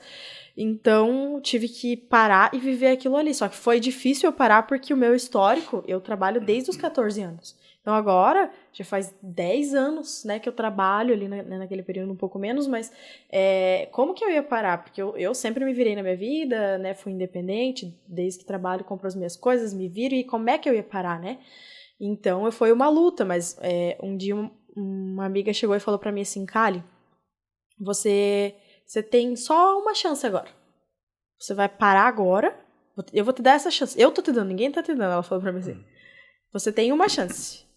Se você não parar agora e ficar 2, 3, 4 meses, quanto for, cuidando da tua doença agora, você não vai poder parar depois. E daí, na época, eu revoltada, né? Eu fiquei assim, dela, porque você não vai existir mais. Não tem como você parar depois. E aquilo mexeu comigo, que foi quando eu realmente sentei e parei. E falei, não, eu tenho que fazer esse tratamento mesmo, lutando, né, mares contrários ali. E aí, de fato, se eu não tivesse parado, eu não estaria aqui, porque não que eu fizesse algo contra a minha vida exatamente, mas o meu corpo não ia aguentar. A minha mente já tinha explodido, o meu corpo já estava indo também. Então, realmente, por isso que eu falo, é importante as pessoas, né, que estão ao nosso redor, né, e elas são o nosso remédio. O maior remédio foram as pessoas que permaneceram comigo nesse período, assim, isso é impagável. E aí, como eu tava melhorando, todo mundo tava feliz e vendo que tava legal. Só que eu fui melhorando, melhorei demais. Então, o que acontece? O ser humano, assim, numa linha do tempo, ele caminha, ele tem a tristeza e a alegria aqui. Então, vocês estão caminhando aqui normal, né? Tristeza e alegria. No meu caso, eu estava aqui na tristeza e eu desci dessa linha normal. E aí, depois, o que eu fiz? Aqui tinha alegria. Eu subindo a tristeza de novo, com o tratamento, subi a alegria e ultrapassei a alegria. Então, a mesma proporção que eu vivi aqui embaixo na depressão, eu vivi na alegria em cima. O que também é o caos. E aí, nesse período, eu não dormia, porque eu tinha que viver a vida bela, maravilhosa, linda. Não vou dormir porque eu tenho que ter uma agenda lotada em todos os horários do dia. E ali eu fui freneticamente vivendo, que eu fiquei basicamente umas 3 semanas sem dormir, seguidas. E aí o caos se tornou na vida, assim, né? E aí, então, todo mundo começou a ver que continuava tendo alguma coisa errada, porque essa menina tá enlouquecida. E aí... Agora não quer dormir pra aproveitar tudo. Foi assim, só que era num nível hard, gente. Eu ainda tô explicando bem básico pra vocês, mas era num nível hard. E aí... Então eu fui vivendo. Aconteceram algumas situações no meu dia a dia que na depressão, então, você acaba não sentindo nada e tal ali. E aqui é uma euforia. A gente chama isso de um estado de euforia. Antigamente eles falavam mania, mas não se chama mais assim. E aí, então eu entrei nesse estado de euforia em que eu só seguia vivendo. E aí, nesse estado, um dos fatos é isso, não dormir, você perde o filtro. Então, eu falava absolutamente todas as coisas que eu pensava ou que não pensava para todo mundo. Você acaba doando inúmeras coisas. A espiritualidade, ela aguça demais. E aí, até que chegou um certo dia que eu tive, em tese, vamos colocar assim, como um episódio, um surto, assim, né, que aconteceram algumas coisas na minha vida naquele dia, que não eram tão, né, umas tempestades, mas para a proporção que eu estava vivendo, sem dormir, e tudo se tornou grande, né, eu explodi, né, naquele dia. E aí, né, foi onde a minha vida toda, como eu falei, eu era um robô, eu não falava absolutamente nada para ninguém, eu era a pessoa mais certinha ali e tal. Naquele dia, tudo que eu não falei a minha vida, eu tava pegando um por um ali pelo braço, basicamente, ó, né? Isso, aquilo, aquele outro, Só que eu não tava mais aguentando aquela coisa no meu corpo, eu sabia que tava errado. Eu não estava suportando. E aí foi quando, numa tarde, eu falei, né? Na época, né, pro meu pai, enfim. Eu falei, olha, eu não tô aguentando mais. Eu falei, por favor, me dopem. Eu falei assim, por favor, me dopem, né, naquela situação. E aí eles falaram, ó, às 5 horas você vai ser internada. Eu falei, beleza. Então até às 5 horas, pra vocês terem uma ideia, eu fiz até uma mudança, eu me mudei de casa naquele dia, eu fiz horrores naquele dia. E aí, então, eles falaram, você vai ser internada. Daí eu falei, beleza, ok. Aí só terminamos a mudança, porque tava toda a minha família, minhas tias e primas e todo mundo ajudando lá também, e que viram que tinha, né, a situação se alastrou. Então, daí fui pro internamento, E ali, definitivamente, foi onde começou a minha vida. Assim, até ali, eu tinha, né, a minha vida, as minhas escolhas e tal, mas a minha vida zerou naquele momento. Então, muitas das pessoas, elas falam que a psiquiatria em si, ela não é um lugar que é para as pessoas, né, que você quer estar longe disso, né? Mas, no meu caso, a psiquiatria, ela foi... Se hoje você chegasse para mim e falasse para qualquer lugar do mundo, você me convidasse para ir, qualquer lugar do mundo, nenhum desses lugares atingiria a viagem que eu estive naquele lugar, assim, com o meu ser, com quem eu sou. Porque lá eu pude voltar e encontrar a minha criança interior e sair de lá com uma versão que nem eu imaginava que existia dentro de mim. Olha que experiência, hein? Então, Caramba. História, hein? Que legal Que que você história. tá aqui, né? Passou por isso e tá aqui contando pra nós. Uma das coisas, assim, que você falou que é interessante é quando você tá doente, principalmente, assim, que não é uma ferida, não é nada, assim, que é visivelmente, né? Que é a questão dessa doença psíquica, tipo depressão, ansiedade, né? Entre outras. As pessoas têm... Não, na verdade, eu não sei se é preconceito, mas elas não sabem como lidar. Elas não... Como, igual falaram, você tem tudo. Como que você tá assim? E até a questão de psicólogo e psiquiatra, né? Como a gente tem preconceito, né? Porque nós mesmos, às vezes, até um remédio, a gente... Pô, por que remédio se não tô me sentindo mal? E como esse processo é interessante, assim, tipo... E depois de um tempo, acho que as pessoas começam a ver...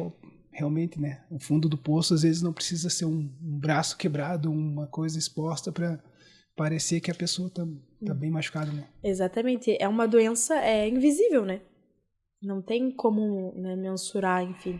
E aí, o resultado disso, na verdade, né? Até esqueci de finalizar, é que eu tive um diagnóstico, então, a partir desse dia que eu fui internada, que é o transtorno bipolar. E aí, o que acontece? O transtorno bipolar, normalmente, a gente tá falando de bullying e tal, na escola, normalmente as pessoas falam, alguém ficou bravo, né? O fulano é bipolar. Né? Bipolar. A gente fazia isso na escola, né? Só que eu lutei muito, assim, eu fui uma paciente, entre aspas, fácil, né? Porque eu tomei meus remédios certinho, eu fui fazendo as coisas certas. Apesar de ser teimosa, e aí como eu sou curiosa, jornalista, eu tinha que perguntar cada detalhe do que estava acontecendo ali, né? E aí, então, as pessoas costumam achar que é isso, mas o transtorno bipolar é o quê? Tudo isso que eu contei pra vocês é o que acontece no transtorno bipolar. É quando a pessoa passa por um quadro de depressão ou ela passa por um quadro de euforia. Ponto. Tipo, o meu dia a dia do meu ser humano ali normal não alteram as minhas emoções, né? Não fico com raiva, com o que for, né? Mas é essa transição. Depressão e euforia, depressão e euforia. Porém, ela é uma doença que não tem cura. Só que ela é uma doença totalmente controlável. Então, hoje, há 2 anos, exatamente 2 anos, porque eu fui internada no dia 12 de agosto de 2020, eu estou estável há 2 anos. Então, mas com o tratamento, psiquiatra, né, sempre, psicóloga, então eu faço exame de sangue, porque existe apenas um medicamento que regula o humor, né, o transtorno bipolar. E aí esse medicamento, ele é um metal, ele está na tabela periódica. Uhum. Ele está na tabela periódica. E aí você precisa ter a dosagem certa, porque senão ele intoxica teu organismo. Então, lá vai eu, essa semana eu vou lá. Exame de sangue, rotina. Então, eu tenho que escolher cuidar da minha doença para hoje eu estar aqui conversando com vocês. Porque se eu não cuidar, alguém vai ter que decidir minha vida depois.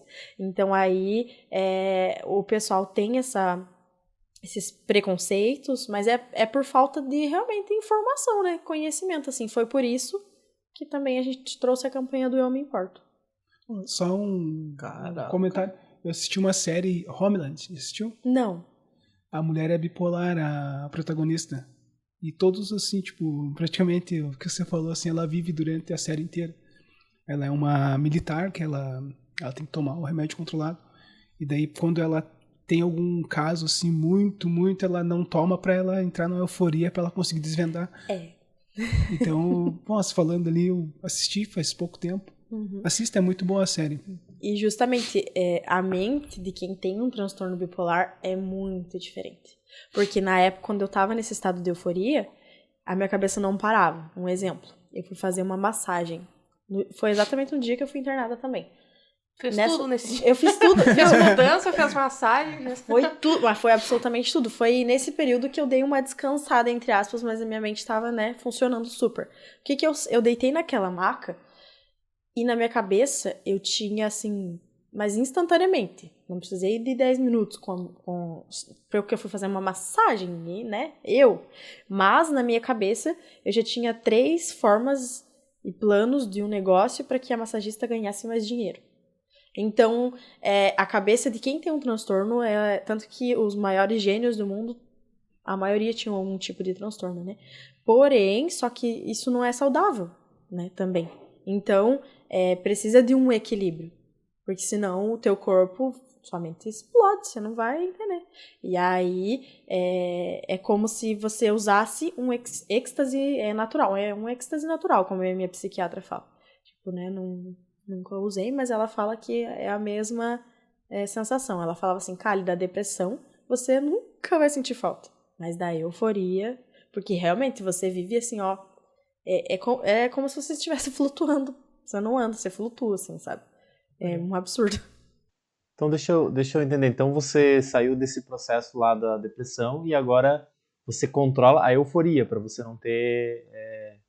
né, esse, sei lá, colapsar o teu corpo querendo fazer tudo no mesmo dia, né, fazer tudo da vida num dia só, né? Isso, na verdade é os 2 processos, porque eu posso tanto voltar pra depressão quanto subir pra euforia. Tipo, você controla os 2, né, ali com esse medicamento. Ah, entendi. Não, é uma história muito, muito doida mesmo, porque doida no sentido assim, né, que como a gente não vive isso, né, Mas assim. Mas assim, eu vejo que a minha pergunta é assim, ó, tu vivendo tudo isso, né? Que tu viveu a tua vida, como tu falou, parece que neutro, como tu citou aí, um robô, né? E de repente todas as emoções vieram à tona, né? Talvez te colocou numa energia, numa condição de sentimento de não querer viver, e depois de querer viver muito, né? Loucamente. Isso pra você, tem algum propósito? Sente na tua alma, no teu ser, que tem algum propósito que tu viveu isso para fazer alguma coisa, ou o que tu tem, assim, de entendimento disso? Eu acredito com toda certeza que há um propósito gigante e que eu já vivo ele todos os dias, sabe? A partir dessa minha nova vida. Que é aquela velha história de ajudar sem olhar a quem, né? Mas principalmente o ouvir. Tem 2 coisas que aguçaram muito mais na minha vida, nessa minha nova vida, que é o ouvir e o escrever. Então, eu acredito que através dessa situação, e que com certeza foi terrível, foi horrível, foram as maiores dores que eu já senti, tipo, o maior desespero instaurado. Só que eu sou muito, muito, muito, muito grata, sabe? Por todo o processo, justamente porque a partir daquilo ali, eu consigo olhar para as pessoas e enxergar elas.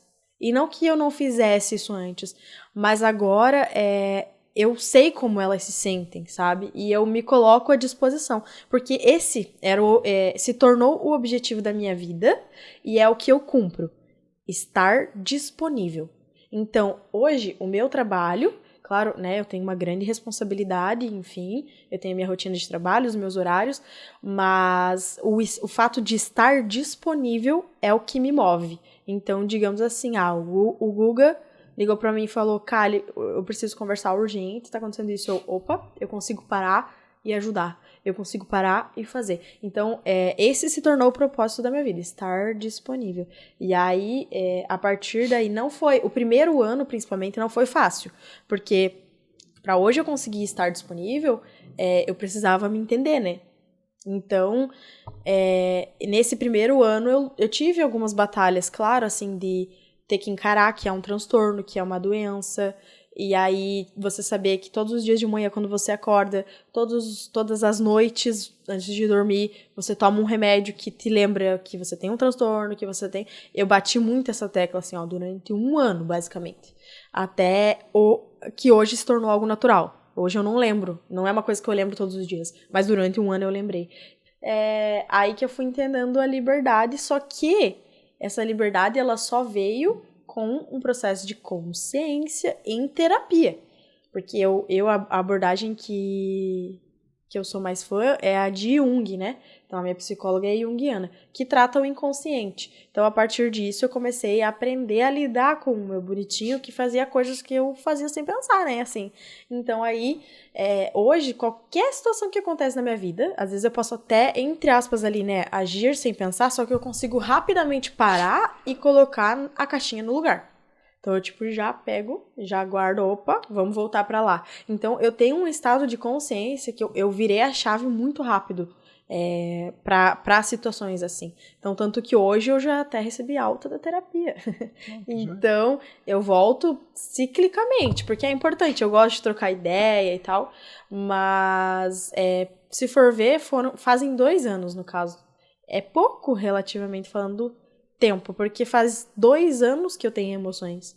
Faz 2 anos que eu aprendi o que é raiva, o que é tristeza, o que é amor, o que é... Até então, ali, eu não lembro. Eu até tinha na época, com toda certeza, mas eu não me lembro. Então, agora, tudo foi novo, mas é bem louco. É como se teu mecanismo de memória não armazenasse as tuas emoções, então. Tu vivesse, mas não armazenasse. E eu queria te perguntar o seguinte, na questão da empatia. A tua empatia hoje, tu fala que tu tem mais empatia, né, pelas pessoas, pelo que vive. E a importância, né, disso enfim, para se colocar no lugar dos outros e até ter vivido isso e conseguir, né, conversar com pessoas que talvez estão vivendo isso e não sabem, né? Principalmente aí nessa temática de Setembro Amarelo que acontece muito, né, de pessoas de repente colapsar e querer tirar a vida porque querem sair daquela dor, né? É um processo difícil e cada um vai ter um tempo. Não existe eu falar assim, ó, daqui 1 mês você tá bem. Não, cada um vai ter o seu processo. Mas eu até costumo falar que tem até nesse livro aqui, por sinal, que eu trouxe pra indicar depois, a diferença entre empatia e compaixão. Como diz no livro, eu não costumo mais pensar na empatia do me colocar no lugar do outro, porque eu jamais vou conseguir fazer isso. Porque posso vir e te dar um chute, tu vai sentir uma dor. Você me dá um chute, eu vou sentir outra. A gente não sabe o tamanho da dor. Mas a compaixão, que é justamente você se compadecer da dor do outro e olhar aquilo como realmente para ele é o maior do mundo, aquela dor. Então, você ter essa compaixão, com certeza, eu já sempre tive muito envolvida na questão social, enfim, trabalho voluntário, mas agora eu consigo estar presente realmente. Eu estou ali enxergando aquilo, sabe? E de alguma forma tentando mover. E aí foi onde, nesse processo que eu não estava bem, nasceu a campanha Eu Me Importo. Porque há uma pesquisa, né, que fala que quando uma pessoa ela tá à beira, um exemplo de se jogar de um prédio, e você chegar para ela e fala eu me importo, ela não se joga mais. Porque ela percebe que ela tem um peso, uma presença na vida de alguém no mundo. Então, aí surgiu a campanha, que foi como uma forma de trazer informação. Por quê? Na época, lá em 2020, antes até de eu ficar bem doente, não tinha essa bobeira que a gente fala hoje, é sobre isso e tá tudo bem, né? Ainda não tava esse negócio frequente. Mas eu odiava, assim, ó, tinha uma coisa que vinha, assim, na época, uma coisa que me deixava muito mal ali na depressão, era que as pessoas chegassem pra mim e falassem, viu, Kali, tá tudo bem você não tá bem, viu? Tá tudo bem. E eu falava, gente, não tá nada bem, como assim? Eu ficava muito brava. E aí, tanto que o nome do meu livro, né, Tá Tudo Bem, só que é o contrário. E aí, eu tenho até uns textos que eu escrevi naquela época e eu lembro ali de algumas coisas e emoções, até mesmo desse período da psiquiatria, porque eu escrevi um caderno. Eu tenho um caderno todo escrito lá, de tudo que eu sentia, e eu abro aquilo e vejo a minha alma nua e crua ali, exatamente quem eu sou. E aí, então eu tenho esses textos e eu li ali o que as pessoas falando, tá tudo bem, nananã. Eu abri as frases do Instagram e aí vinha lá uma frase motivacional, blá, blá, blá, e eu ficava tão brava porque eu não tava me encaixando naquilo ali, né? E aí eu me sentia que eu tava pior ainda do que eu já tava me sentindo. Aí eu lembro que tinha alguma frase uma vez que falava assim, algo do gênero, se você não for uma borboleta, sei lá, que não sair do casulo, você vai morrer, alguma coisa assim, né? E aí, né, que tinha um desenho da borboleta, e eu mandei pra essa minha amiga, pra Gé, e eu mandava assim, meu Deus, olha essa frase aqui falando pra mim, isso, né?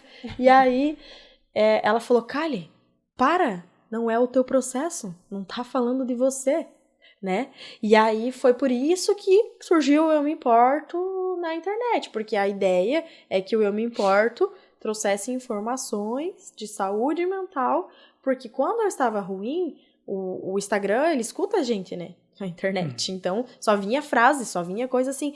E aí, a ideia era que se alguém precisar de ajuda, ela abrisse aquilo ali e visse, alguém que passou aquilo e também de forma realmente médica mesmo, né? Assuntos médicos, que a pessoa tivesse esse acesso para procurar ajuda de alguma forma. Então, esse foi o objetivo. Aí, né, conversei com a minha psiquiatra, psicóloga, outros amigos da comunicação também. E aí foi onde surgiu a campanha na época, em 2020. Porém, eu ainda não estava bem naquele período, né? Então, foi muito importante, assim, o apoio das meninas, tanto que não era pra gente rodar a campanha. Porque eu tinha saído do internamento no dia 28 de agosto. E aí, elas falaram, não, nós não vamos, né? Apesar de estar tudo pronto, a gente vai segurar. E aí, eu bati o pé lá, mas elas, então, só que é a gente que vai mexer, você não vai colocar a mão. Então, só vai olhar. Mas eu falei, tem que acontecer, né? Tem que acontecer. E aí foi isso, foi onde a gente acabou alcançando, né, bastante gente, né? Deu entrevista pra NSC e tudo mais. E aí, até hoje, assim, 2 anos depois desse boom ali, da campanha, as pessoas continuam me procurando de toda a parte do país, pedindo ajuda, conversando. E é sobre todos os assuntos possíveis. E aí, eu também tive que ir entendendo, né, nesse tempo, como ajudar, porque eu tenho um limite. A gente tem um limite até onde você pode alcançar, né, alguém. Depois, parte pro profissional. Então, o meu papel é sempre instruir a pessoa a estar procurando um profissional, né. Claro que a gente troca algumas ideias como experiência, mas o desfecho sempre é esse. Que a pessoa saiba a importância, né, e que é um período da vida. Você, que nem no meu caso, eu tenho uma doença agora crônica, é um transtorno, né? Só que você saber que aquilo é necessário e que vai te trazer liberdade. Porque assim como a minha psiquiatra fala, como eu escrevo muito texto, eu escrevo música, e aí eu fiz uma música que o nome é Liberdade, eu mandei pra ela, né? E aí ela falou, ela, né, me mandou vários áudios e o que me marcou e que é real de fato que eu identifico na minha vida hoje é isso, que a liberdade é quando você aprende a se amar. E ela falou, Kali, você aprendeu a se amar. Então hoje eu sou muito livre, muito, muito, muito, absurdamente livre. O Setembro Amarelo faz pouco tempo, né? Foi por causa de um guri lá dos Estados Unidos que acabou se matando, né? Que surgiu, acho que foi em 2008. Eu não sei te precisar da data. Porque a amarela, porque ele tinha pintado um carro de amarelo e logo depois se suicidou, né? Então, acho que no Brasil demora um pouco mais pra vir, né? Pra chegar. Eu não lembro a data agora. Eu não lembro se foi 2011 ou 2013. Pois é, imagine esse tempo, esse período antes, né? Como as pessoas sofriam e era frescura, né? Então, acho que agora com esse Setembro Amarelo, acho que a taxa, o índice de mortalidade, de suicídio, baixou bastante. E também, isso é um outro contraponto, como a gente estava falando do jornalismo antes, é um tema que não se fala em jornal. O suicídio. Não vai sair em jornal nenhum. Porque também tem pesquisas que comprovam que quando você publica algo ali relacionado, você incentiva. Porque a pessoa se viu lá, alguém lá no jornal, né, teve a visibilidade. Então, em jornais, né, já voltando para aquele outro tema, não se publica sobre suicídio. Teve uma época ali que, tipo assim, dava aquela leva, né, de pessoas se matando. E eles publicavam, né, teve uma vez uma mulher que se matou numa árvore. Cara cara se matou ajoelhado, saiu no jornal, depois de 2 semanas morreu mais 2 pessoas que fizeram quase praticamente a mesma coisa, né? E teve um período que, se você pegar, claro, né, que nem o nosso jornal aqui da cidade já tem praticamente 40 anos. Há 20 anos atrás isso se publicava, né? Há 20 anos atrás. Mas nessas diretrizes atuais não se publica. Importante. E o projeto de vocês, como que funciona, assim, ajuda para a pessoa, como que ela chega até vocês e como que é o procedimento, né? Na verdade, assim, ó, o Eu Me Importo, ele foi uma campanha daquela época. Então, se você abre o perfil, lá contém todas as informações sobre todos os transtornos, enfim, situações.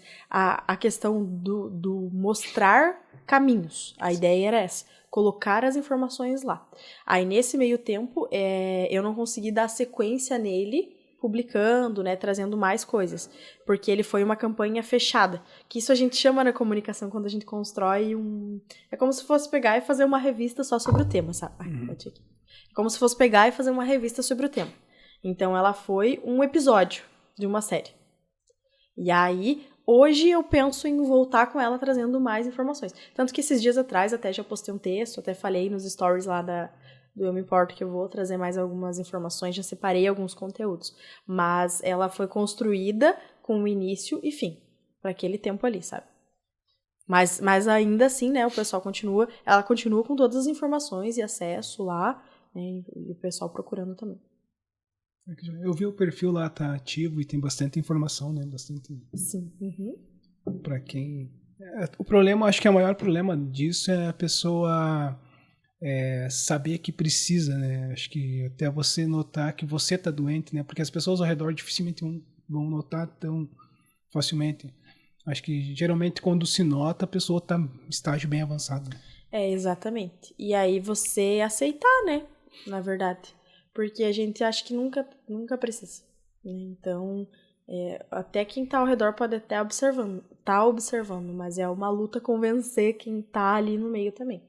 Você sabe que tá estranho, mas você também não admite de fato, né? Então, mas é muita existência. E tanto que se você pergunta, o que eu posso fazer para ajudar alguém que tá assim, permanecer ali?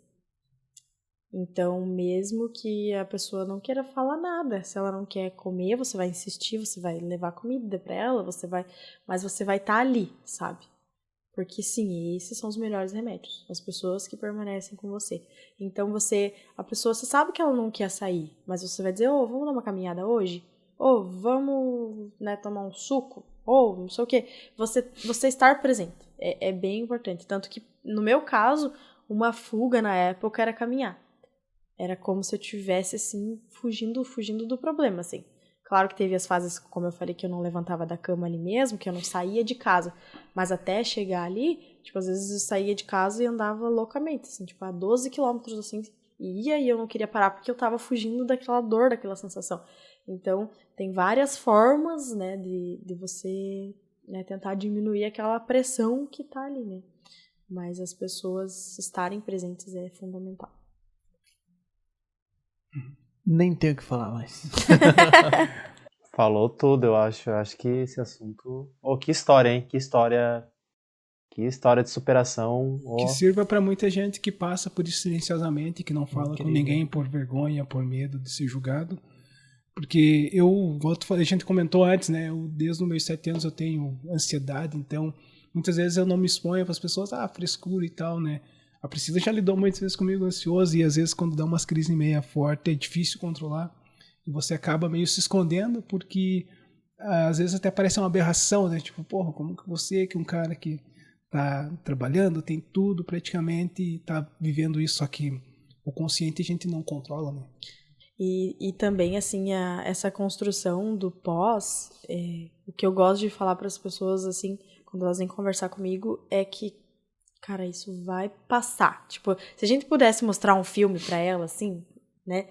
E quando isso passar, você vai florescer de um jeito que você não para mais, sabe? As situações da vida podem vir, enfim, né? Pode passar. Só que você vê o mundo de uma forma diferente e você realmente se sente vivo, sabe? E é o que hoje eu faço na minha vida. Não que a gente não tenha alguns planos, né? Mas eu prefiro não fazer planos. Porque isso só confirma que eu estou onde eu deveria estar. Eu estou aqui sentada e é só isso aqui que me basta. Nada, não preciso de mais nada além disso.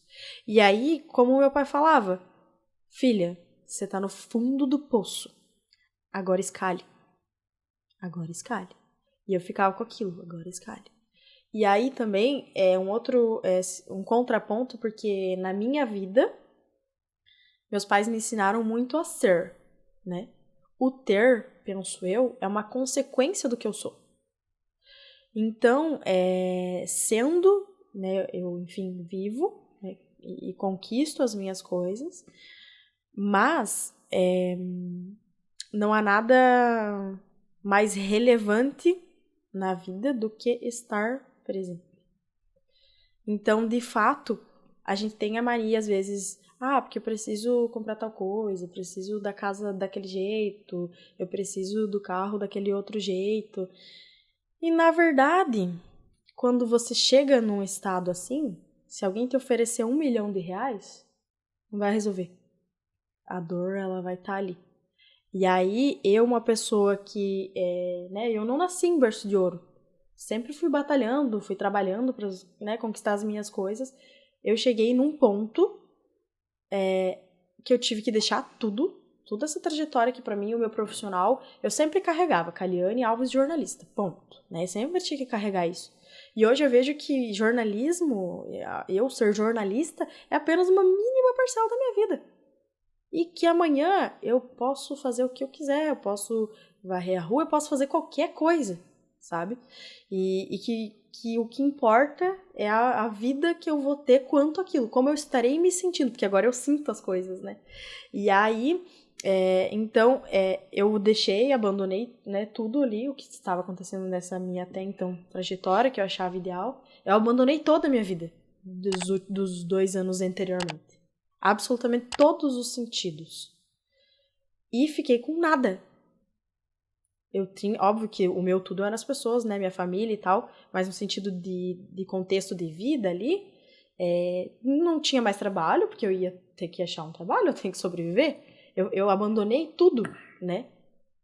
Mas, hoje, a vida que eu vivo, eu olho e agradeço por todo esse processo de parada. De, tipo, hoje, assim, não tem explicação. Nem eu imaginava ou sonhava com a vida que eu tenho hoje. Então, para quem acha que às vezes está num momento difícil, independente que seja financeiro, de saúde, do que for, gente, o amanhã ele vai superar qualquer coisa. Sempre. Pô, que episódio foda vai ser esse. Caliane, sobre... Bom, tu relatou aí, né, todo esse teu processo de superação, tu relatou nesse teu livro, né? Sim.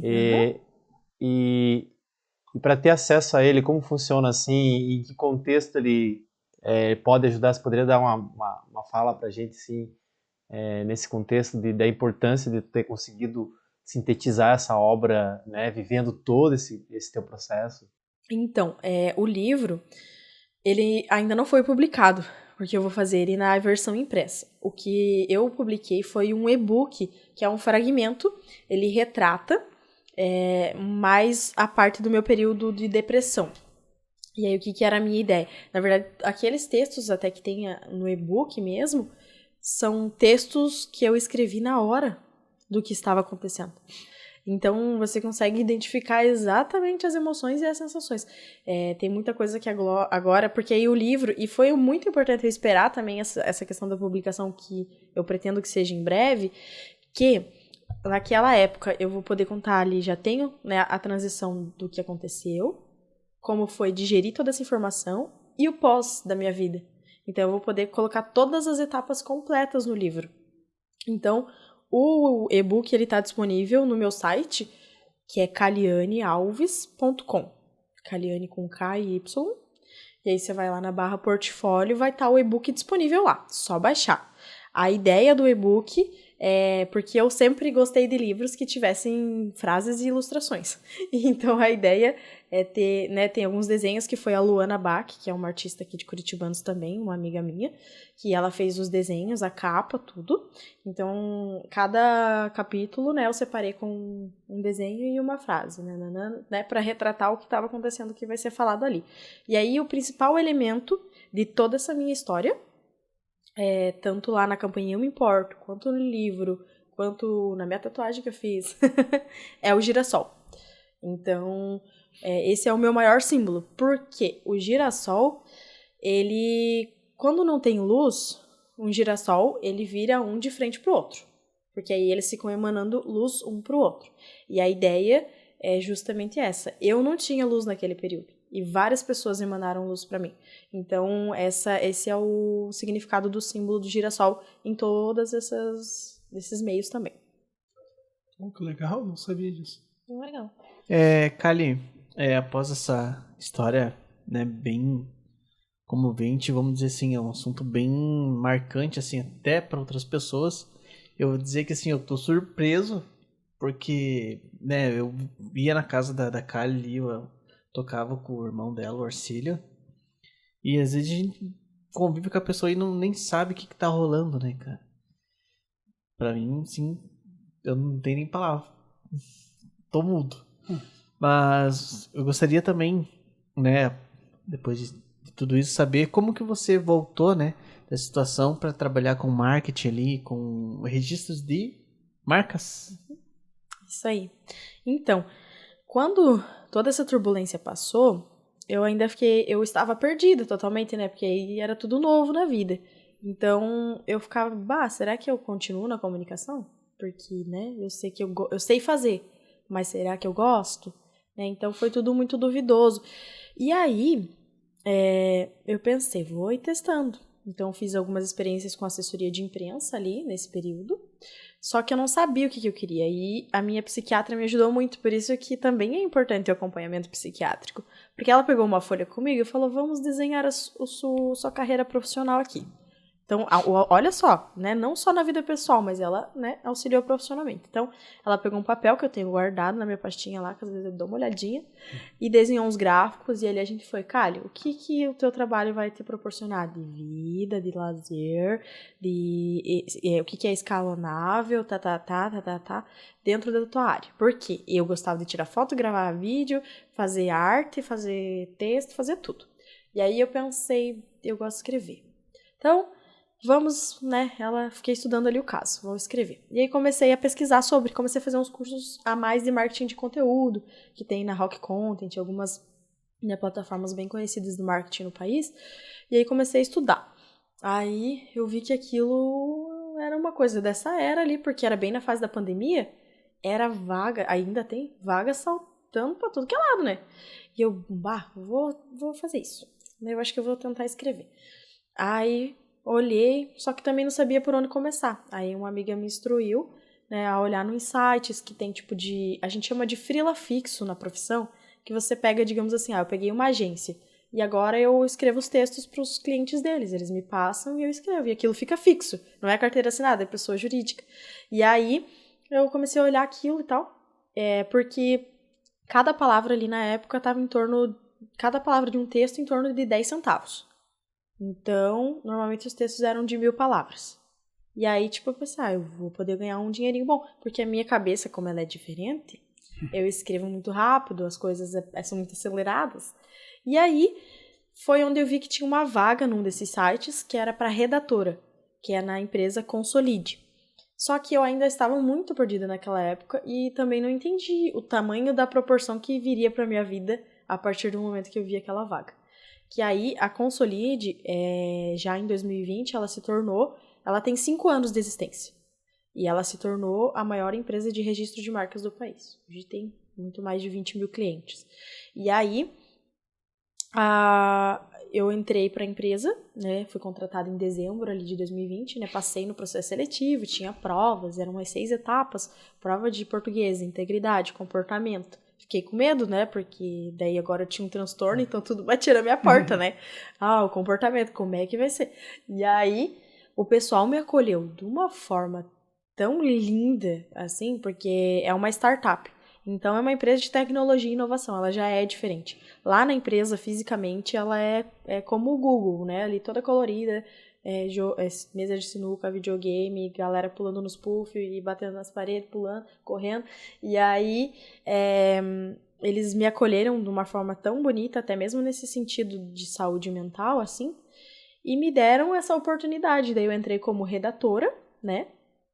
E aí, estou já há praticamente 2 anos na empresa. E foi lá onde, né, eu sabia escrever ali por conta do jornalismo e tal, só que o marketing é um mundo bem diferente. Porque você precisa entender o algoritmo. E aí, o que acontece? Basicamente, quando você publica algo na internet, existe um robozinho do Google. Ele vai fazer uma leitura daquilo que você fez. Se você colocou um ponto, uma vírgula, um espaço no lugar errado, ele vai ler até ali, ele vai parar e vai descartar. E o que é o descarte? Ele não entrega o conteúdo. Então, existe uma técnica chamada de SEO, que a gente escreve, que ela é para ranquear melhor no Google. Que o Google é quem domina tudo, na verdade, né? Todos os sites, enfim, ali, né? E aí foi onde na Consolide eu tive espaço para aprender tudo isso. E aí ver que o marketing, sim, eu me apaixonei pelo marketing. Eu não tinha ideia de que poderia ser um mundo ainda maior do que só o tema marketing. Então, hoje a Consolide atende o Brasil todo. E também, né, tem os seus investidores internacionais, né, da Rússia e de Boston, que é da FEBA Capital. E assim, todo santo dia eu aprendo milhares de coisas naquela empresa. Então, assim, eu sou muito grata, né? Não vou citar nomes em específico, além, né, do CEO, que é o Alan Marcos, mas, né, minha gerente, enfim, todos os meus colegas, toda a galera, né, que é mais ou menos hoje uns 130 funcionários, eu aprendo todos os dias. Assim, não tem um dia que eu não fale assim, olha só que interessante isso daqui. E aí, eu não consigo mais ser um robô na minha vida. Então, eu não consigo mais fazer as coisas no automático. E esse trabalho, ele me desafia todos os dias. E isso me impulsiona mais e mais. Então, não tem quem não precise se comunicar, né? Todas as marcas, todas as empresas precisam se comunicar. E aí, entra o jornalista nisso também. Mas, então, tem um local fixo? Tem. Uhum. É onde? A empresa fica em Araranguá. E aí, tem uma sede em Criciúma também. Uhum. Mas nós temos colaboradores pelo país todo. Você atua aqui em Curitibanos. Isso, eu sou remoto. Aí eu trabalho daqui da minha casa. Tipo, na verdade, de qualquer lugar do mundo, né? Só preciso do notebook, que é o que nesse último ano me fez viver muito. Porque eu pego meu notebook e vou. Minha mãe não mora aqui. Vou lá pra minha mãe. Vou fazer isso, sabe? E aí o trabalho remoto cresceu muito, né? Pós-pandemia. E aí pra empresa, eu, né? Só vou no caso que nem, né? O ano passado, a Black Week, ali, o período da Black Friday, que é uma campanha grande, a gente tem bastante coisa acontecendo ali na semana, aí vai lá pra empresa, né? E assim por diante. Mas o resto é remoto. A minha contratação, o exame admissional, o médico me ligou, é tudo online. Oh, que legal. E que bom, né, que tá surgindo empresas assim, né? Se importando também com a saúde mental, né? Dando, além do trabalho, né, de te dar todas as ferramentas e ainda te dar o lazer, né, te proporciona um momento de você se dedicar para você mesmo. Sim, né? e eles sempre surpreendem, assim, eu lembro no ano passado ele teve um período que agora, tipo, junho, julho, agosto, não tem feriado, assim, né, chegou lá em setembro, a minha antiga gerente chamou para uma reunião, 5 para o meio-dia, pensei, o que aconteceu, né, aí ela... Viu, Kali, que nesse tempo a gente não teve feriado, então a gente gostaria que vocês escolhessem aí um dia pra vocês tirarem folga e tal, pensando na saúde mental de vocês. É, assim, uma coisa surreal. Porque até como o CEO fala, a Consolide é um lugar legal para trabalhar.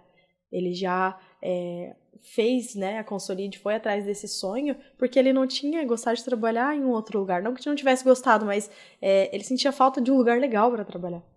Então, esse é o objetivo da Consolide, é registrar marcas, na verdade, desburocratizar, né, todo o processo de registro de marca.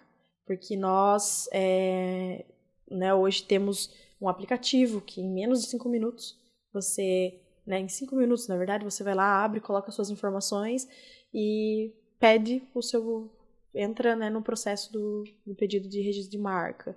Tudo na palma da mão. Então, inovador, viemos para né? revolucionar o mundo das marcas. Você comentar? Não, só ia falar que não se preocupar com a saúde mental nos dias de hoje, não tá se preocupando com ninguém, então, né? Porque, sei lá. Tem até uma música que diz, como que é?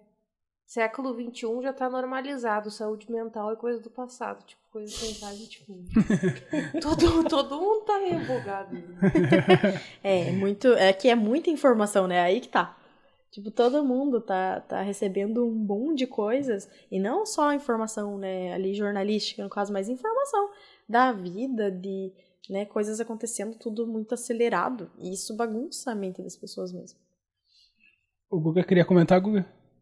Não, o meu comentário é breve, assim, é mais nesse sentido de que existe um gap, né? Um gap eu lembro assim quando, sei lá, eu tinha meus 10 anos de idade, a quantidade de informação que a gente tinha tempo para digerir. Hoje o gap de você receber um pacote de informação nas redes sociais e na internet é tão grande que se a pessoa não tiver bem da saúde mental, olha, ela pira. Porque é uma cobrança, é tudo acelerado hoje, tudo. Então, até eu vejo assim, nossa, às vezes eu me vejo assim, caraca, eu tô correndo, né? Então, e eu trabalho com natureza, imagina, eu tô na natureza, então é tranquilo, mas é tudo correndo que às vezes eu não paro mais pra olhar um riacho, sabe? Claro, meu trabalho é isso, mas assim, é tão cobrado o processo de ser rápido para entregar as coisas que a gente esquece de contemplar a vida, o agora, sabe?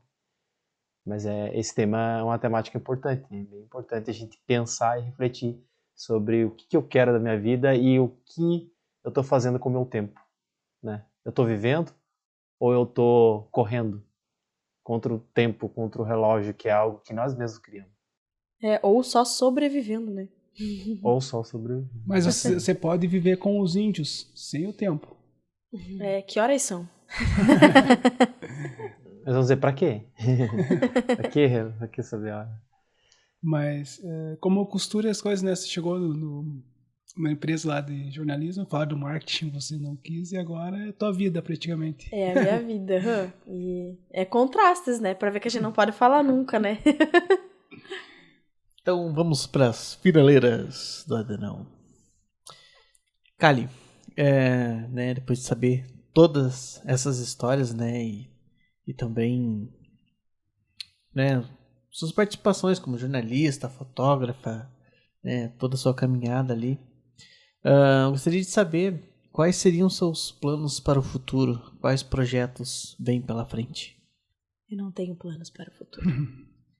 Porque eu estou onde eu deveria estar. Na verdade, é isso, sabe? A minha vida hoje se pauta no agora. Porque eu sei que o amanhã não existe. E o passado... Tem uma frase que define essa pergunta. A felicidade é a plenitude que te desobriga a preparar o futuro ou ressentir o passado. Ela é uma frase do Padre Fábio de Mello. E é isso que define a minha vida. Eu vivo na plenitude, sabe? Porque assim, as coisas materiais, assim, um plano, quero, né, nanana, eu não tenho, assim, isso, sabe? É realmente o viver, isso são experiências. O meu plano é todos os dias, né, não dormir sem ter tido alguma experiência diferente, assim, de sentir, sabe? É isso. Gostaria de saber suas indicações. Pode ser livro, filme, documentário, novela. O que você trouxe aí pra nós? Então, na verdade, eu até trouxe aqui, porque eu sempre deixo do ladinho, pertinho da minha cama. Eu nunca tiro esse livro, porque é o meu livro favorito da vida, que é A Morte é um Dia que Vale a Pena Viver, da doutora Ana Cláudia Quintana Arantes, que é esse livro aqui. E aí... porque justamente foi o processo de luto que me fez despertar para muita coisa da vida e para realmente viver. E aí, todos nós passamos pelo luto. E o luto não é só a morte. O luto é você perder, não sei, acabar a caneta que você mais gostava. Tudo é um processo de luto. Então, acho que a gente compreendendo isso, a vida flui melhor. E esse livro me ajudou muito, então eu sempre tenho ele do lado da minha cama. Livro de cabeceira. Da hora. História marcante? Agora sim, agora. Ô, louco. Chegou a hora da história marcante, Kali. Se falar superação, agora eu já contei tudo. Pode ser mais engraçado, então, a gente. Aí agora. Isso eu ia fazer a Sabia que pergunta. eu fiquei pensando muito assim. Mas pode perguntar que eu já. vou Então. Todo dizer. esse processo já foi, nossa, Não. muito Baita da marcante. história, né? Já valeu. Gostaria de perguntar também, uma história marcante pode ser engraçada, inusitada, ou alguma história que você vivenciou assim, que você falou, interessante. Eu acho que, assim, né, tem inúmeras coisas e principalmente com as pessoas que eu amo, assim, a gente se diverte demais. Eu brinco, assim, que eu gosto de pessoa boba, sabe? Que é piada, que é, sabe? Porque a vida tem que ser leve, né? Então, as melhores histórias da minha vida são com quem eu amo, né? Isso é fato. Mas na linha das emoções, né? Para mim foi muito importante em fevereiro desse ano, um dia em que eu me dei conta da emoção felicidade, alegria, da emoção alegria. Que não existia um fato assim, aconteceu tal coisa, mas eu só estava cantando uma música alegremente no carro, assim, ó, alegremente, e eu comecei a chorar, porque era uma coisa que eu quase não fazia, chorar, assim, tipo, com uma determinada emoção, mas eu chorei de tanta alegria que externalizava no meu ser. Então aquele dia pra mim foi muito marcante, assim. Era uma noite e eu lá cantando uma música no carro e chorando de alegria, por sentir que aquilo era a emoção, a alegria. Como é intensa a tua vida, né? Tipo. Profunda. Caraca. Kali, gostaria de perguntar seus hobbies e como você passa o seu tempo livre. Cantando. Então, é isso, assim, minha vida tem muita música e escrita, assim, todos ao meu redor são muito musicais, minha família, meu irmão, né, toca violão, então, em casa, assim, minha maior alegria em casa hoje, assim, o hobby é eu e meu irmão tá lá cantando, e é isso, assim, sabe, eu adoro. Nossa, o Arcílio é um ótimo músico, cara. Trazer ele aí. Tem que trazer o Arcílio. Sim. Não, mas daí tem que trazer o André, o João e fazer uma entrevista com nós 4. A banda lá da garagem, lá em casa, que faz um barulho. Kali, gostaria de perguntar também suas mídias sociais, onde o pessoal pode encontrar você. Então, o meu perfil pessoal no Instagram, é Kaliane Alves _. Profissionalmente, vocês podem também acessar o site ali, kalianealves.com. E nós temos o Eu Me Importo, que aí tem todas as informações, né, de prevenção ao suicídio, que é @eumeimporto com 2 underline no final. Então, Kali, gostaria de agradecer a tua presença, né, em nome de toda a equipe aqui do Adenão. Foi muito massa ouvir sua história, todo esse relato. E muito obrigado. Eu que agradeço, assim, acho que é um canal, uma ferramenta muito importante aqui na cidade. E o meu desejo é que vocês continuem e tragam inúmeras e inúmeras histórias, né, e temas, porque sempre alguém vai precisar ouvir aquilo, sabe? É muito importante isso que vocês fazem. Então, eu agradeço de coração. Muito obrigado, Kali. Então, infelizmente chegamos ao final desse episódio. Você que não nos segue, comece a fazer isso agora. Clica no botão de se inscrever-se. Siga-nos no Instagram, no Facebook, em todas as mídias sociais e streaming. E nos vemos no próximo episódio. Falou!